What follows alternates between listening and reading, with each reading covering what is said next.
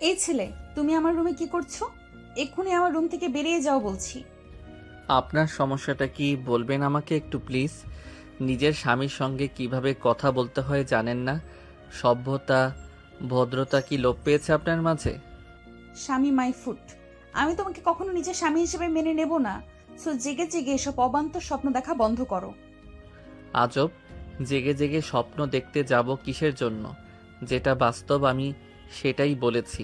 আপনি কি ভুলে যাচ্ছেন কিছুক্ষণ আগে আপনি নিজে সুস্থ মস্তিষ্কে নিজের ইচ্ছেতে শরীয়ত মোতাবেক আমাকে বিয়ে করেছেন? শোনো, একদম বেশি কথা বলবা না। পিচ্ছি পিচ্ছির মতো থাকবা। আর রইলো বাকি বিয়ের কথা। সেটা কেন, কোন পরিস্থিতিতে, কিভাবে হয়েছে সেটাও নিশ্চয়ই তোমার মনে আছে। আমি অত কিছু জানি না। যেভাবেই হোক বা যে পরিস্থিতিতেই হোক না কেন, বিয়েটা তো হয়েছে। আর আপনি মানেন বা না মানেন, তাতে আমার বা আশেপাশের কারোর কিচ্ছু আসবে যাবে না। ধর্মীয় মোতাবেক এবং আইনত এখন আপনি আমার স্ত্রী। তাই শুধু আপনার রুম কেন, পুরো আপনার উপরে আমার অধিকার বিরাজ করছে। অধিকার? কিসের অধিকার? ভুলে যেও না, আমি কিন্তু বয়সে তোমার বড়। আর সব থেকে বড় কথা, যেখানে আমি এই বিয়েটাই মানি না সেখানে তোমাকে নিজের স্বামী হিসেবে মেনে নেওয়া তো অসম্ভব। শুধুমাত্র নিজের বাবার পাগলামির শিকার হয়ে আমাকে তোমার মতো একটা পিচ্চিকে বিয়ে করা লাগছে। কিন্তু আমি কখনোই তোমাকে নিজের স্বামী হিসেবে মেনে নিব না। আর নিজেকে স্বামী বলে স্বামীর অধিকারের দাবি নিয়ে দুঃস্বপ্নেও কখনো আমার কাছে এসো না। তাহলে আমার থেকে খারাপ আর কেউ হবে না। অহনার এমন অবান্তর কথা শুনে আরিয়ান বেশ বিরক্ত হয়, কিন্তু তারপরও কিচ্ছু বলে না। দেখো, তোমার সাথে এখন বেশি কথা বলতে আমার ভালো লাগছে না। তাই ভদ্র ছেলের মতো যেইভাবে আমার রুমে এসেছিলে ঠিক সেইভাবেই রুম থেকে বেরিয়ে যাও। আমার এখন ঘুমের প্রয়োজন, মস্তিষ্ক পুরো বিধ্বস্ত হয়ে আছে আমার। সম্ভব নয়। দেখুন, আপনি যেমন পরিস্থিতির শিকার হয়ে বিয়েটি করেছেন, আমাকেও পরিস্থিতির শিকার হয়ে বিয়েটা করতে হয়েছে। এবং আপনি যেমন আপনার বাবাকে বাঁচানোর জন্য ইচ্ছে না থাকা সত্ত্বেও আমাকে বিয়ে করেছেন, ঠিক তেমনিভাবে আমাকেও আমার বাবা মায়ের জন্য আপনার মতো একজন বদমেজাজি মেয়ের সঙ্গে রুম শেয়ার করতে হবে। এখন আপনার কথা মতো যদি আমি রুম থেকে বেরিয়ে যাই, তাহলে আশেপাশের লোকে বিভিন্ন রকমের কথা বলবে, যে আমার বাবা মায়ের কানে গেলে তারা কষ্ট পাবে। এটা ভেবে যে আমি তাদের কথা রাখতে গিয়ে হয়তো তোমার মতো একটা মেয়েকে বিয়ে করে নিজের জীবনটা নষ্ট করে দিলাম। তাদের একটা ভুল ডিসিশনের জন্য যে আমার সারাটা জীবন নষ্ট হয়ে গেল, এটা যদি কোনোভাবে তারা বুঝতে পারে, তাহলে তারা কখনোই সহজভাবে মেনে নিতে পারবে না। আর এটা আমি কখনোই চাই না কোনো কিছুর জন্য আমার বাবা মা কষ্ট পাক। আরিয়ান অহনাকে আর কোনো কথা বলার সুযোগ না দিয়ে অহনাকে পাশ কাটিয়ে ঘরের এক পাশে রাখা সোফায় গিয়ে বসে পড়ে। অহনা আরিয়ানের এমন কাট গলায় উত্তর শুনে আর কিছুই বলতে পারে না, কিন্তু তার চোখে মুখে বিরক্তি আর রাগের ছাপ স্পষ্ট। সে এক প্রকার রাগে কটমট করতে করতে কাবার থেকে কাপড় বের করে ফ্রেশ হতে ওয়াশরুমে যায়। অহনা পুরো পরিস্থিতির উপরে এতটা পরিমাণে বিরক্ত ছিল যে ওয়াশরুমে যাওয়ার সঙ্গে সঙ্গে দরজাটা এত জোরে লাগাই যেন আর একটু হলেই দরজাটা ভেঙে যাবে। অহনা ফ্রেশ হয়ে এসে দেখে আরিয়ান অহনার বিছানায় বিপরীতমুখী হয়ে ঘুমিয়ে গেছে। তাই অহনাও আর কিছু না বলে নিজের বিছানায় গিয়ে শুয়ে পড়ে। অহনা, এই অহনা। ভাইয়া, আর একটু ঘুমাই না প্লিজ। জি না ম্যাম, আর একটুও না। আপনি কি ভুলে গিয়েছেন যে আপনার বিয়ে হয়ে গেছে?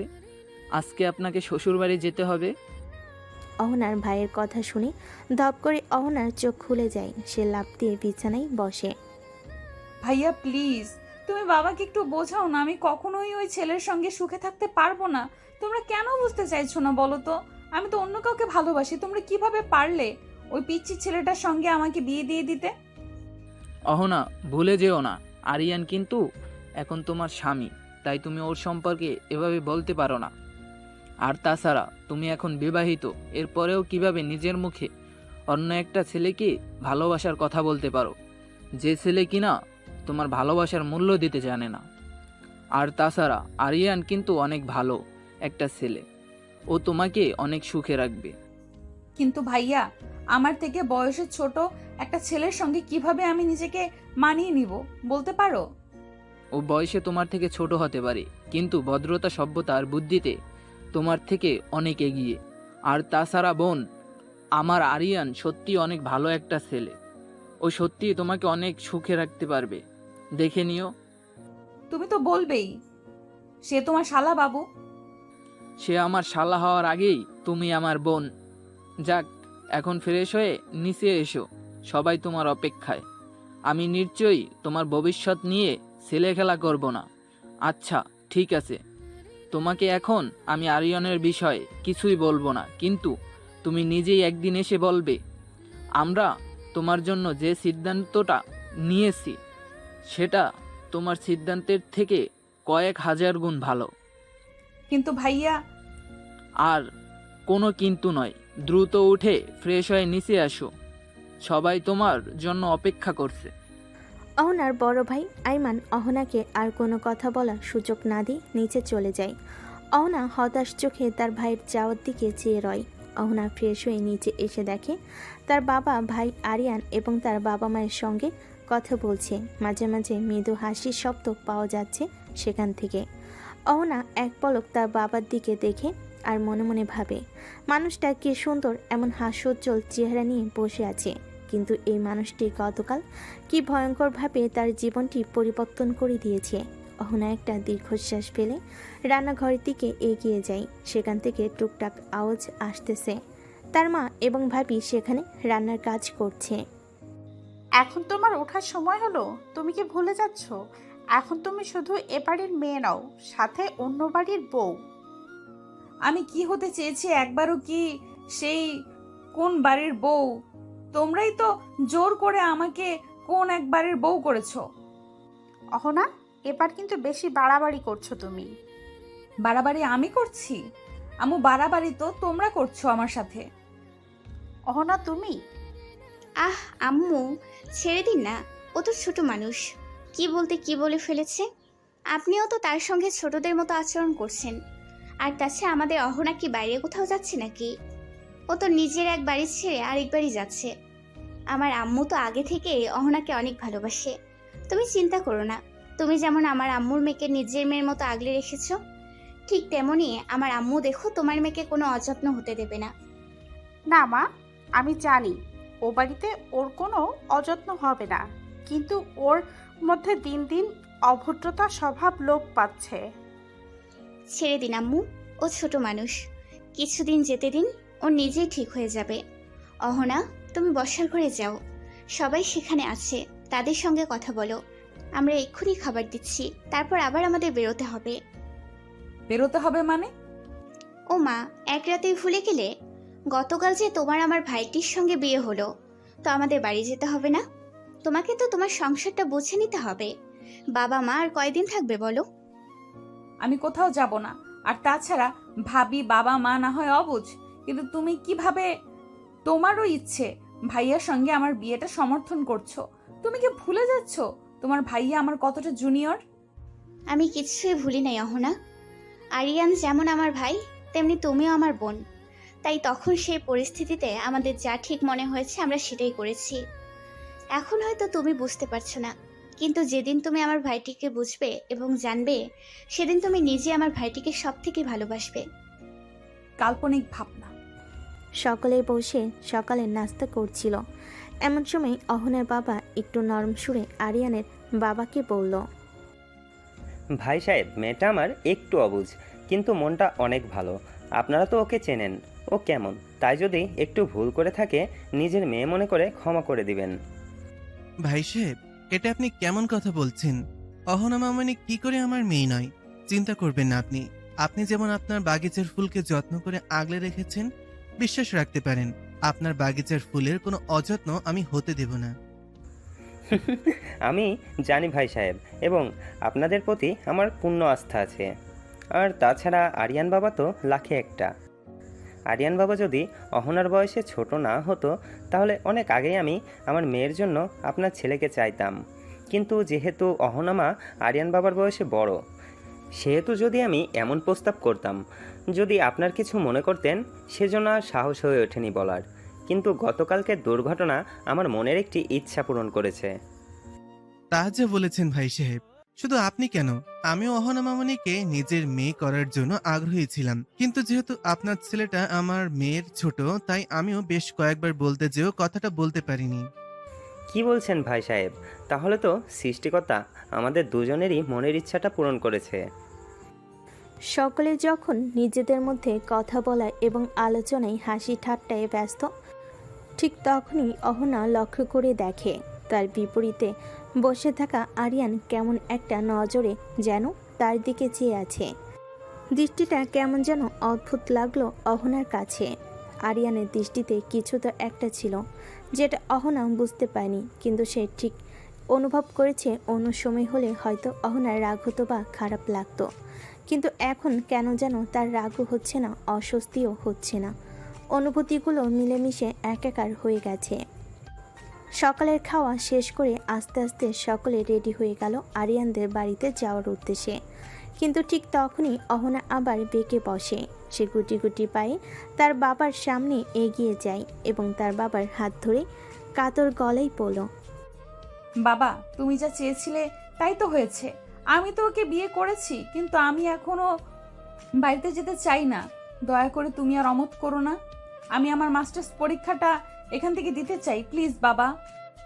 তুমি যখন জোনায়েদকে বিয়ে করতে চেয়েছিলে, তখন কি ভেবেছিলে তোমার মাস্টার্স পরীক্ষাটা শেষ হওয়ার পরে তোমার বিয়েটা করা উচিত ছিল? কিন্তু না, তখন তো তুমি বলেছিলে যেহেতু তুমি আর জুনায়েদ একই ইউনিভার্সিটির স্টুডেন্ট, সেহেতু তোমার বিয়ের পরে একসাথে ইউনিভার্সিটিতে যাতায়াত করতে পারবে। তাহলে জুনায়েদ যখন তোমাকে ঠকালো এবং তোমার আরিয়ানের সঙ্গে বিয়ে হলো, এখন কেন তুমি বলছো তুমি শ্বশুরবাড়ি না গিয়ে এখানে থেকে মাস্টার্স শেষ করতে চাও? ভুলে যেও না হোনা, আরিয়ানও কিন্তু তোমার ইউনিভার্সিটির স্টুডেন্ট।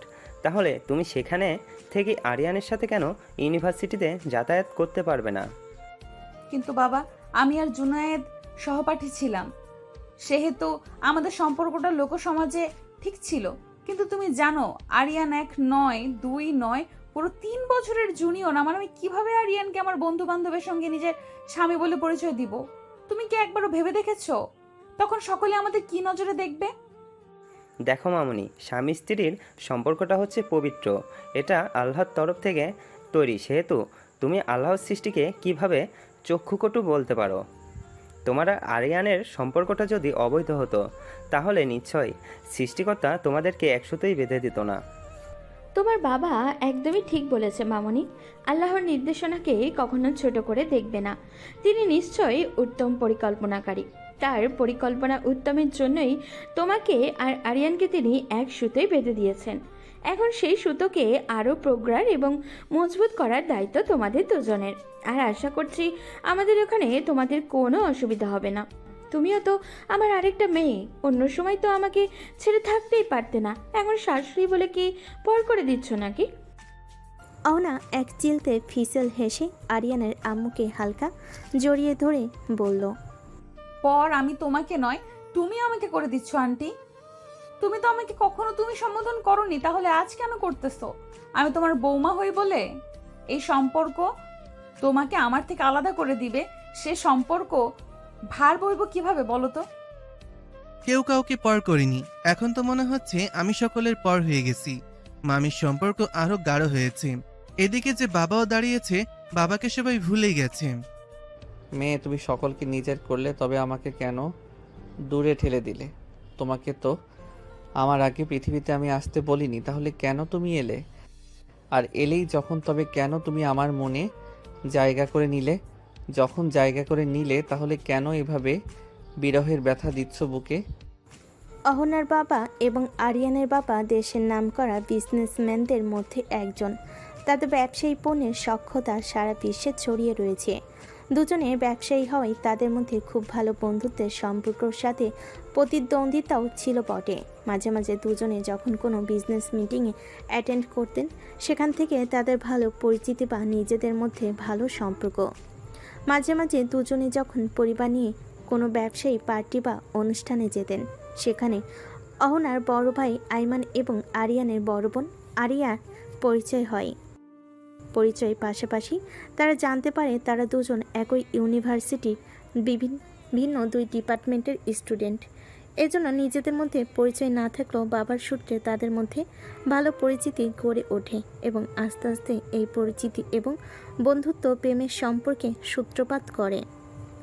দুই পরিবার এই বিষয়টি জানতে পারে এবং তখন তারা হাসি মুখে বিষয়টি মেনে নেয় এবং তাদের সম্মতিতেই দুজনের বিয়ে দেয়। তারপর থেকে আরিয়ানের ও বোনের শ্বশুরবাড়িতে ঘন ঘনই আসা হতো, কারণ আরিয়ান ছোট কিন্তু সে তার আপুকে অনেক ভালোবাসতো। এজন্য আপুর সাথে হঠাৎ দূরত্ব সে মেনে নিতে পারে নাই, মন খারাপ করে থাকতো। এজন্য সে বারবার তার আপুর কাছে চলে আসতো এবং আরিয়াও তার ছোট ভাইকে আরিয়ানকে ভীষণ পছন্দ করত। তাই ভাই বোনের এই মিলন বন্ধন যেন মধুর। আরিয়ান যখন আরিয়ার বাড়িতে আসতো তখন অহনার সাথে তার দেখা হতো, কিন্তু তাদের মধ্যে তেমন খুব একটা ভালো সম্পর্ক কখনোই ছিল না। দুজনই যেন দুই মেরুর।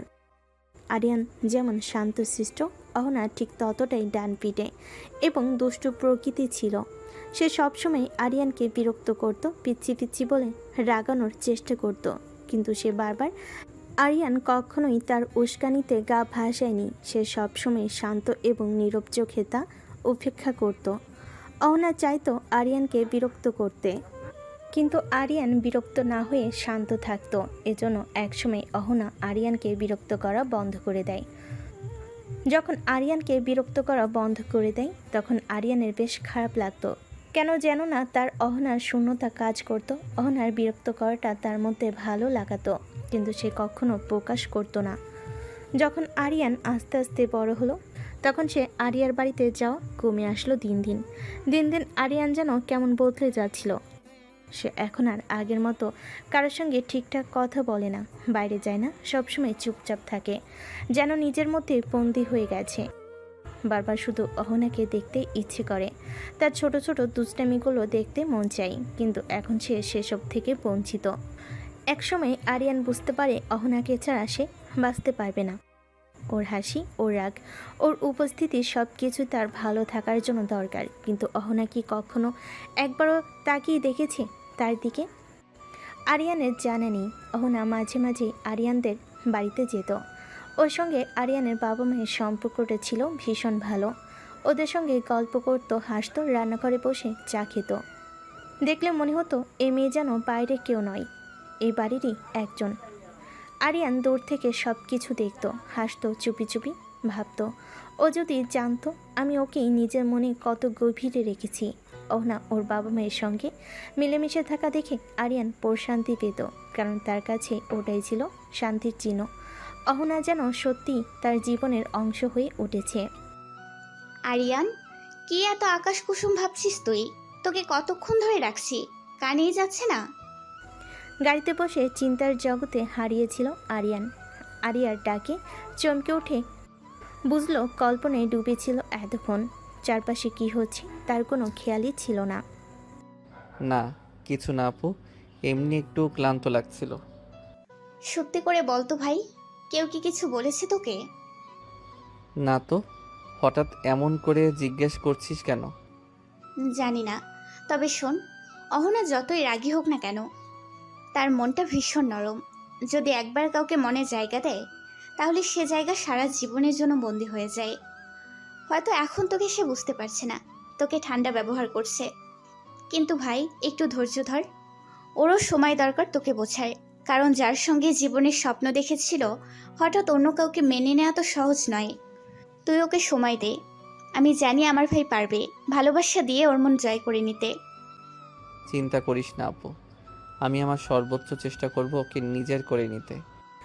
আরিয়ান আর অহনার বিয়েটা হুট করেই হয়ে গিয়েছিল, তাই দুই পরিবারই পুরোপুরি প্রস্তুত ছিল না। আজ সকাল সকাল তারা রওনা হয়েছে আরিয়ানদের বাড়ির পথে। দুইটা গাড়ি, প্রথমটাই অহনার শ্বশুর শাশুড়ি আর দ্বিতীয়টাই অহনা, আইমান, আরিয়ান আর আরিয়া। আইমান গাড়ি চালাচ্ছে, পাশে আরিয়া, পেছনে ছিটে পাশাপাশি বসে আছে অহনা আর আরিয়ান। অহনা জানালা দিয়ে বাইরে তাকিয়ে, চোখে এক অদ্ভুত শান্ত ভাব। হালকা বাতাসে তার চুলগুলো উঠছে, মুখে একরাশ সরল মায়া, যেটা দেখে বহুবার আরিয়ান হার মেনেছে মনে মনে। আরিয়ান তাকিয়ে থাকে চুপচাপ গভীরভাবে। ভাবতে ভাবতে সে এতটাই হারিয়ে যায় যে আরিয়ার ডাকও কানে আসে না।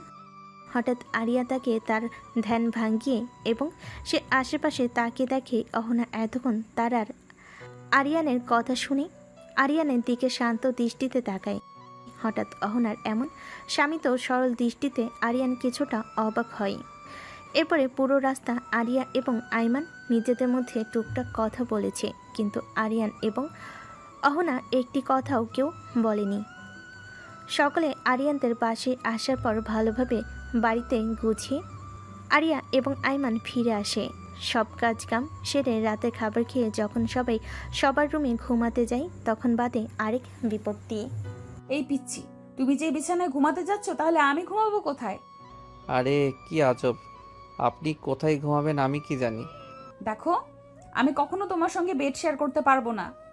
দেখুন, আমি বিছানা ছাড়া ঘুমাতে পারি না, এজন্য গত রাতে ঠিক মতো ঘুমাতে পারিনি, যার জন্য এখন পর্যন্ত মাথা ব্যথা করছে। গতকালকে ওটা আপনার বাড়ি ছিল জন্য কোনো সিন ক্রিয়েট করিনি, কিন্তু এটা আমার বাড়ি, আমার ঘর, তাই আমি নিশ্চয়ই আপনার জন্য আমি আমার ঘরের নিচে ঘুমাতে পারবো না বা সোফায় ঘুমাতে পারবো। তার মানে তুমি আমাকে বিছানায় ঘুমাতে দিবে না? যদি আপনার অসুবিধা হয় তাহলে আপনি সোফায় ঘুমাতে পারেন। আমি আবার কখন বললাম আপনাকে বিছানায় ঘুমাতে দেব না? আমি বলেছি আমি নিজে ঘুমাতে পারবো না, আর তাছাড়া আমার বেড অনেক বড়, আপনি চাইলে অন্য পাশে ঘুমাতে পারেন। কি করছো কি? তোমার মাথা ঠিক আছে? আমি তোমার সঙ্গে কখনোই বেড শেয়ার করতে পারবো না। তাহলে আপনি আপনার রাস্তা দেখতে পারেন ম্যাডাম। আরিয়ান কথা শেষ করে কমফোর্টার গায়ে জড়িয়ে আইস করে তার বিছানায় ঘুমিয়ে পড়ে। এদিকে অহনার আরিয়ানের এমন ডোন্ট কেয়ার ভাব দেখে বেশ বিরক্ত হয়। এরপর অহনা আর কোনো উপায় না পেয়ে আরিয়ানের পাশে ফাঁকা জায়গায় শুয়ে পড়ে। এটা লক্ষ্য করে আরিয়ান মুচকি হাসে আর মনে মনে বলে, চিন্তা করো না মেয়ে, ঠিক এইভাবেই আস্তে আস্তে তোমাকে নিজের আয়ত্তে নিয়ে আসবো। আর সেই দিন বেশি দূরে নেই, অনেক কষ্ট দিয়েছো আমাকে, নিজের থেকে দূরে রেখে অনেক জ্বালিয়েছো, আর নয় এই দূরত্ব আমি খুঁচিয়ে ছাড়বো, কথা দিলাম। এদিকে অহনা এক আকাশ সমান অস্বস্তি নিয়ে আরিয়ানের পাশে গুটিসুটি মেরে ঘুমিয়ে যায়। সকালবেলা যখন আরিয়ানের ঘুম ভাঙে তখন সে পাশে লক্ষ্য করে দেখে অহনা তার পাশে নেই। এরপর সে খুব ভালো করে আশপাশটা লক্ষ্য করে। এরপর দেখে ঘরে কোথাও নেই অহনা। হঠাৎ অহনাকে নিজের পাশে না পেয়ে হক চুকিয়ে যায়। এরপর ওয়াশরুম থেকে পানির আওয়াজ আসলে সে বুঝতে পারে অহনা ওয়াশরুমে আছে। এরপর সে কিছুটা শান্ত হয়। এদিকে অহনা সবেমাত্র গোসল শেষ করে ভেজা চুলটা টাওয়াল দিয়ে পেঁচিয়ে নিতে নিতে বাইরে এসে ড্রেসিংয়ের সামনে দাঁড়াতেই সামনে ড্রেসিংয়ের আয়না দিয়ে তার ঠিক পেছনে লক্ষ্য করে দেখে আরিয়ান কেমন সন্ধিয়ান দৃষ্টিতে তার দিকে চেয়ে আছে। আরিয়ানের এমন চাহনি দেখে অহনা কিঞ্চিত ভুরু কুঁচকে পিছন ফিরে আরিয়ানের দিকে তাকিয়ে অবাক ভঙ্গিমায় প্রশ্ন করে, এই পিচ্ছি, কি সমস্যা কি তোমার? কি দেখো এভাবে? আগে কি কখনো মেয়ে দেখো নাই নাকি? আর এভাবে নির্লজ্জের মতো সিনিয়র আপুর দিকে চেয়ে আছো কেন? সরি, আপনি কিঞ্চিত ভুল করেছেন। সিনিয়র আপু নয়, আমি আমার সিনিয়র বউয়ের দিকে চেয়ে আছি। একদম বাজে কথা বলবে না বলে দিলাম। সে না হয় বললাম না, কিন্তু আপনি আমাকে একটা কথা বলুন তো। রাতে তো বললেন খুব যে আপনি আমার সঙ্গে বেড শেয়ার করবেন না, কিন্তু আমার যতটুকু মনে পড়ে রাতে তো আমি শুধুমাত্র আপনার সাথে বেড শেয়ার করে ঘুমিয়েছি। সকালে উঠে আপনার গোসল করার মতো কিছু তো আমি করিনি। তাহলে আপনি সকাল সকালে শীতের দিনে গোসল কেন করলেন? এতে যে বাহিরের মানুষ ভাববে আমার নামে কিছু দুষ্টু কথা, যে আমি রাত বেরাতে আমার সিনিয়র বউয়ের সাথে। হায় হায়, বাকিটা বলতে আমার শরম করে। একটা চট দিয়ে দাঁত সবগুলো ফেলে দেবো, ফাজল ছেলে কোথাকার। ভুলে যেও না, আমি কিন্তু তোমার বড় আপু লাগি। তো আমার সঙ্গে এমন বেহায়াপনা কথাবার্তা বললে একটা দাঁতও আর আস্ত থাকবে না। হাই, শুধু বলতে না আরো অনেক কিছুই করতে পারি। কখনো তো তোমাকে একটা কথাও বলতে শুনি নাই, যেন ভাজা মাছটা উল্টে খেতে জানে না, সব সময় চুপচাপ থাকতে। কিন্তু তোমার যে পেটে পেটে এত শয়তানি, তা তো এখন হাড়ে হাড়ে টের পাচ্ছি। আগে ছিলেন সিনিয়র আপু তাই ভদ্রতা দেখিয়েছি, কিন্তু এখন তো আপনি সিনিয়র বউ, এখন ভদ্রতা দেখালে জীবনে বাপ ডাক শুনতে পারবো না। সরি, এটা করতে পারবো না আমি। গুণীজনেরা বলেছেন জীবনে উন্নতি করতে হলে তাড়াতাড়ি বাপ ডাক শুনতে হইবে, বুঝিতে পারিয়াছেন? ছি করার কি ছিরি? অহনা আরিয়ানের এমন উদ্ভট কথা শুনে চোখ মুখ খিচে বন্ধ করে বিরক্ত প্রকাশ করে। কিন্তু আরিয়ান অহনার এই কোঁচকানো চেহারা দেখে থমকে যায় কিছু সময়ের জন্য। তার কল্পনার নারী, তার মনের রানী, তার সামনে এমন স্নিগ্ধ রূপে এই বিষয়টা যেন আরিয়ানকে এক বিশাল ঘোরে নিয়ে যাওয়ার জন্য যথেষ্ট। অহনার ভেজা চুল থেকে ঝরতে থাকা মুক্ত দানার মতো পানির ফোঁটা কপাল পেয়ে বুক বারবার নেমে আসছিল। সেখান থেকে নেমে তার গলা পেয়ে যত নিচে নামছিল, আরিয়ান আরও বেশি ঘরের মধ্যে চলে যাচ্ছিল। সে তার নিয়ন্ত্রণ হারিয়ে বিছানা থেকে উঠে দাঁড়ায় এবং আস্তে আস্তে অহনার দিকে এগিয়ে যেতে থাকে। কিন্তু অহনা এতটাই অন্যমনস্ক ছিল যে আরিয়ান যে তার দিকে ধেয়ে আসছে সে লক্ষ্য করেনি। যখন সে লক্ষ্য করলো তখন আরিয়ান অহনার কাছে চলে গিয়েছিল। অহনা যখনই আরিয়ানকে কিছু বলতে যাবে তার আগে আরিয়ান ঘটিয়ে ফেলে একটি অঘটন।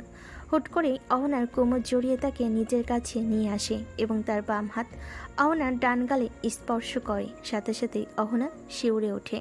সে কখনোই আরিয়ানের এতটা কাছে আসেনি এবং আরিয়ান এতটা কাছে চলে আসে সে কী করবে কিছু বুঝতে পারছিল না, বেশ অপ্রস্তুত হয়ে পড়ে। আর আরিয়ান অহনাকে কিছু বলার সুযোগ না দিয়েই অহনার ভেজা গলায় নিজের মুখ ডুবিয়ে নাক দিয়ে মুক্তদানার পানিটা শুষে শুষে নিতে থাকে। এবার অহনা নিজেকে সংযত করতে না পেরে আরিয়ানকে নিজের থেকে ছাড়ানোর জন্য বেশ খানিকটা জোরে ধাক্কা দিয়ে দেয় এবং আরিয়ান কিছু বুঝে ওঠার আগে সে অহনার ধাক্কার তাল সামলাতে না পেরে পড়ে যায় এবং আরিয়ান কিছু বুঝে ওঠার আগে সে অহনার দেওয়া ধাক্কাতে তাল সামলাতে না পেরে পড়ে যায় এবং তার পেটের কোণে গিয়ে পড়লে বেডের কোণার সঙ্গে তার কপালে লেগে খানিকটা কপাল কেটে যায় এবং তার ঘোর কেটে যায়। আরিয়ানের ঘোর কেটে যেতে সে বুঝতে পারে সে কি করতে যাচ্ছিল এবং সে অপরাধী ন্যায় মাথা নিচু করে যেন অহনাকে সরি বলতে যাবে অমনি অহনা সজোরে আরিয়ানের গালে জ্বর বসিয়ে দেয়। ছি, তোকে তো আমি ভালো ভাবতাম, কিন্তু তুই তো জঘন্য খারাপ রে। সুযোগ পেয়েছিস কিনা হামলে পড়েছিস। আমার এখন ভাবতে ঘেন্না হচ্ছে, বাবা কেমন করে পারলো তোর মতো একটা পশুর সঙ্গে আমাকে বিয়ে দিতে। ছি, আমার গা গোলাচ্ছে তোর সঙ্গে কথা বলতে। আরিয়ান এখনও অপরাধীর মতো দাঁড়িয়ে রয়েছে। সে আবারও সরি বলতে যাবে তখনই অহনা তাকে আরেকবার ধাক্কা দিয়ে চোখের পানি মুছতে মুছতে বাইরের দিকে এক প্রকার দৌড়ে চলে যায়। আরিয়ান ফ্রেশ হয়ে একেবারে ইউনিভার্সিটি যাওয়ার জন্য রেডি হয়ে নিচে এসে দেখে অহনা বসে আছে এবং তার মা অহনার মাথায় হাত বুলিয়ে দিচ্ছে এবং তাকে খাইয়ে দিচ্ছে পরম যত্নে। আরিয়ান বেশ কিছু মুহূর্ত উপরে সেরকম থমকে দাঁড়িয়ে তার মা এবং বইয়ের খুনসুটি দেখছিল। এরপর সে আলতো পায়ে ধীরে ধীরে এগিয়ে আসে। আম্মু, ক্ষুধা লাগছে, দ্রুত খেতে দাও। আমাকে আবার ইউনিভার্সিটি যেতে হবে। আজকে অনেক ইম্পর্টেন্ট একটা ক্লাস আছে, কোনোভাবে সেটা মিস দেওয়া যাবে না। হ্যাঁ বাবা, তুই একটু বল, আমি এক্ষুনি তোকে খাবার দিচ্ছি। আরিয়ান একটি চেয়ার টেনে বসতে বসতেই এক পলক অহনার দিকে তাকায়। অহনার দিকে দেখে সে এখনও নিচের দিকে তাকিয়ে আছে, একবারও আরিয়ানের দিকে তাকাচ্ছে না পর্যন্ত। আরিয়ান যে একটা মানুষ তার পাশে বসেছে এবং তাকে পর্যবেক্ষণ করছে, সেদিকে অহনার কোনো নজরই নেই।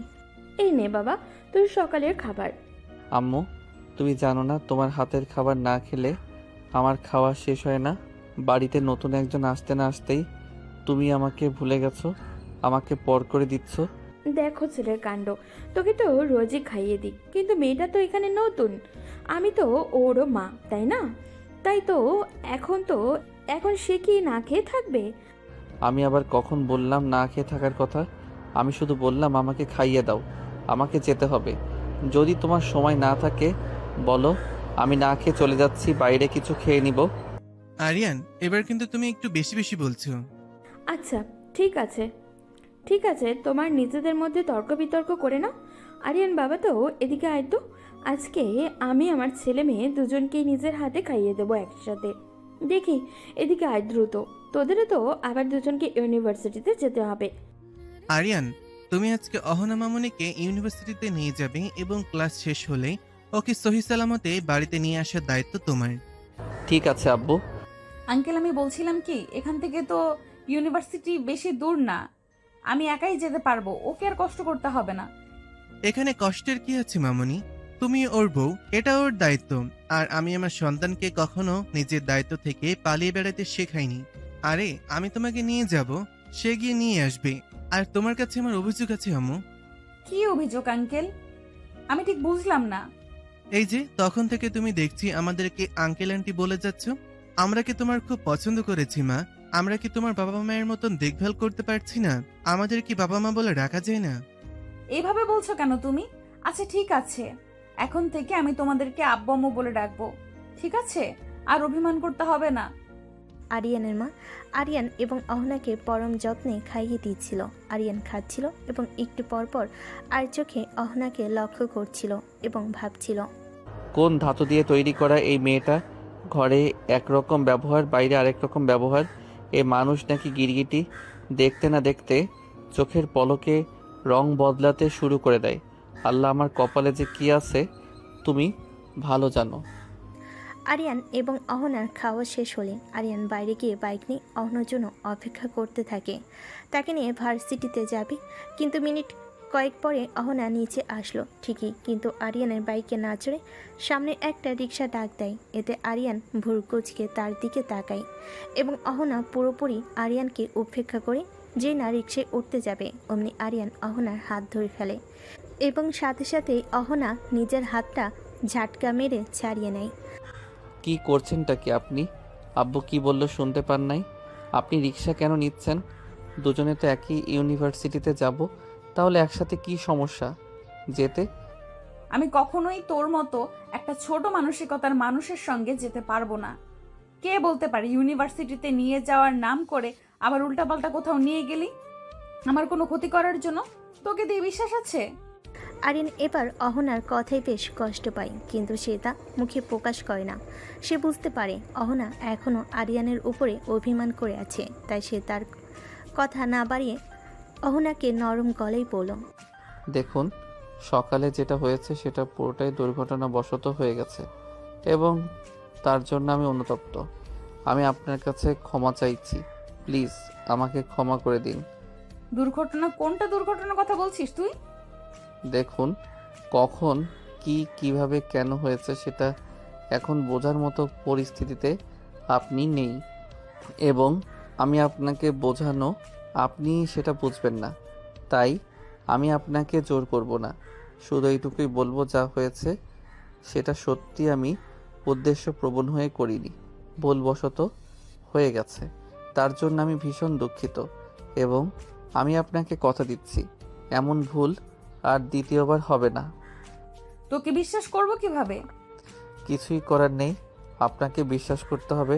এরপর অনেক বুঝিয়ে আরিয়ান অহনাকে নিয়ে ইউনিভার্সিটিতে যায়।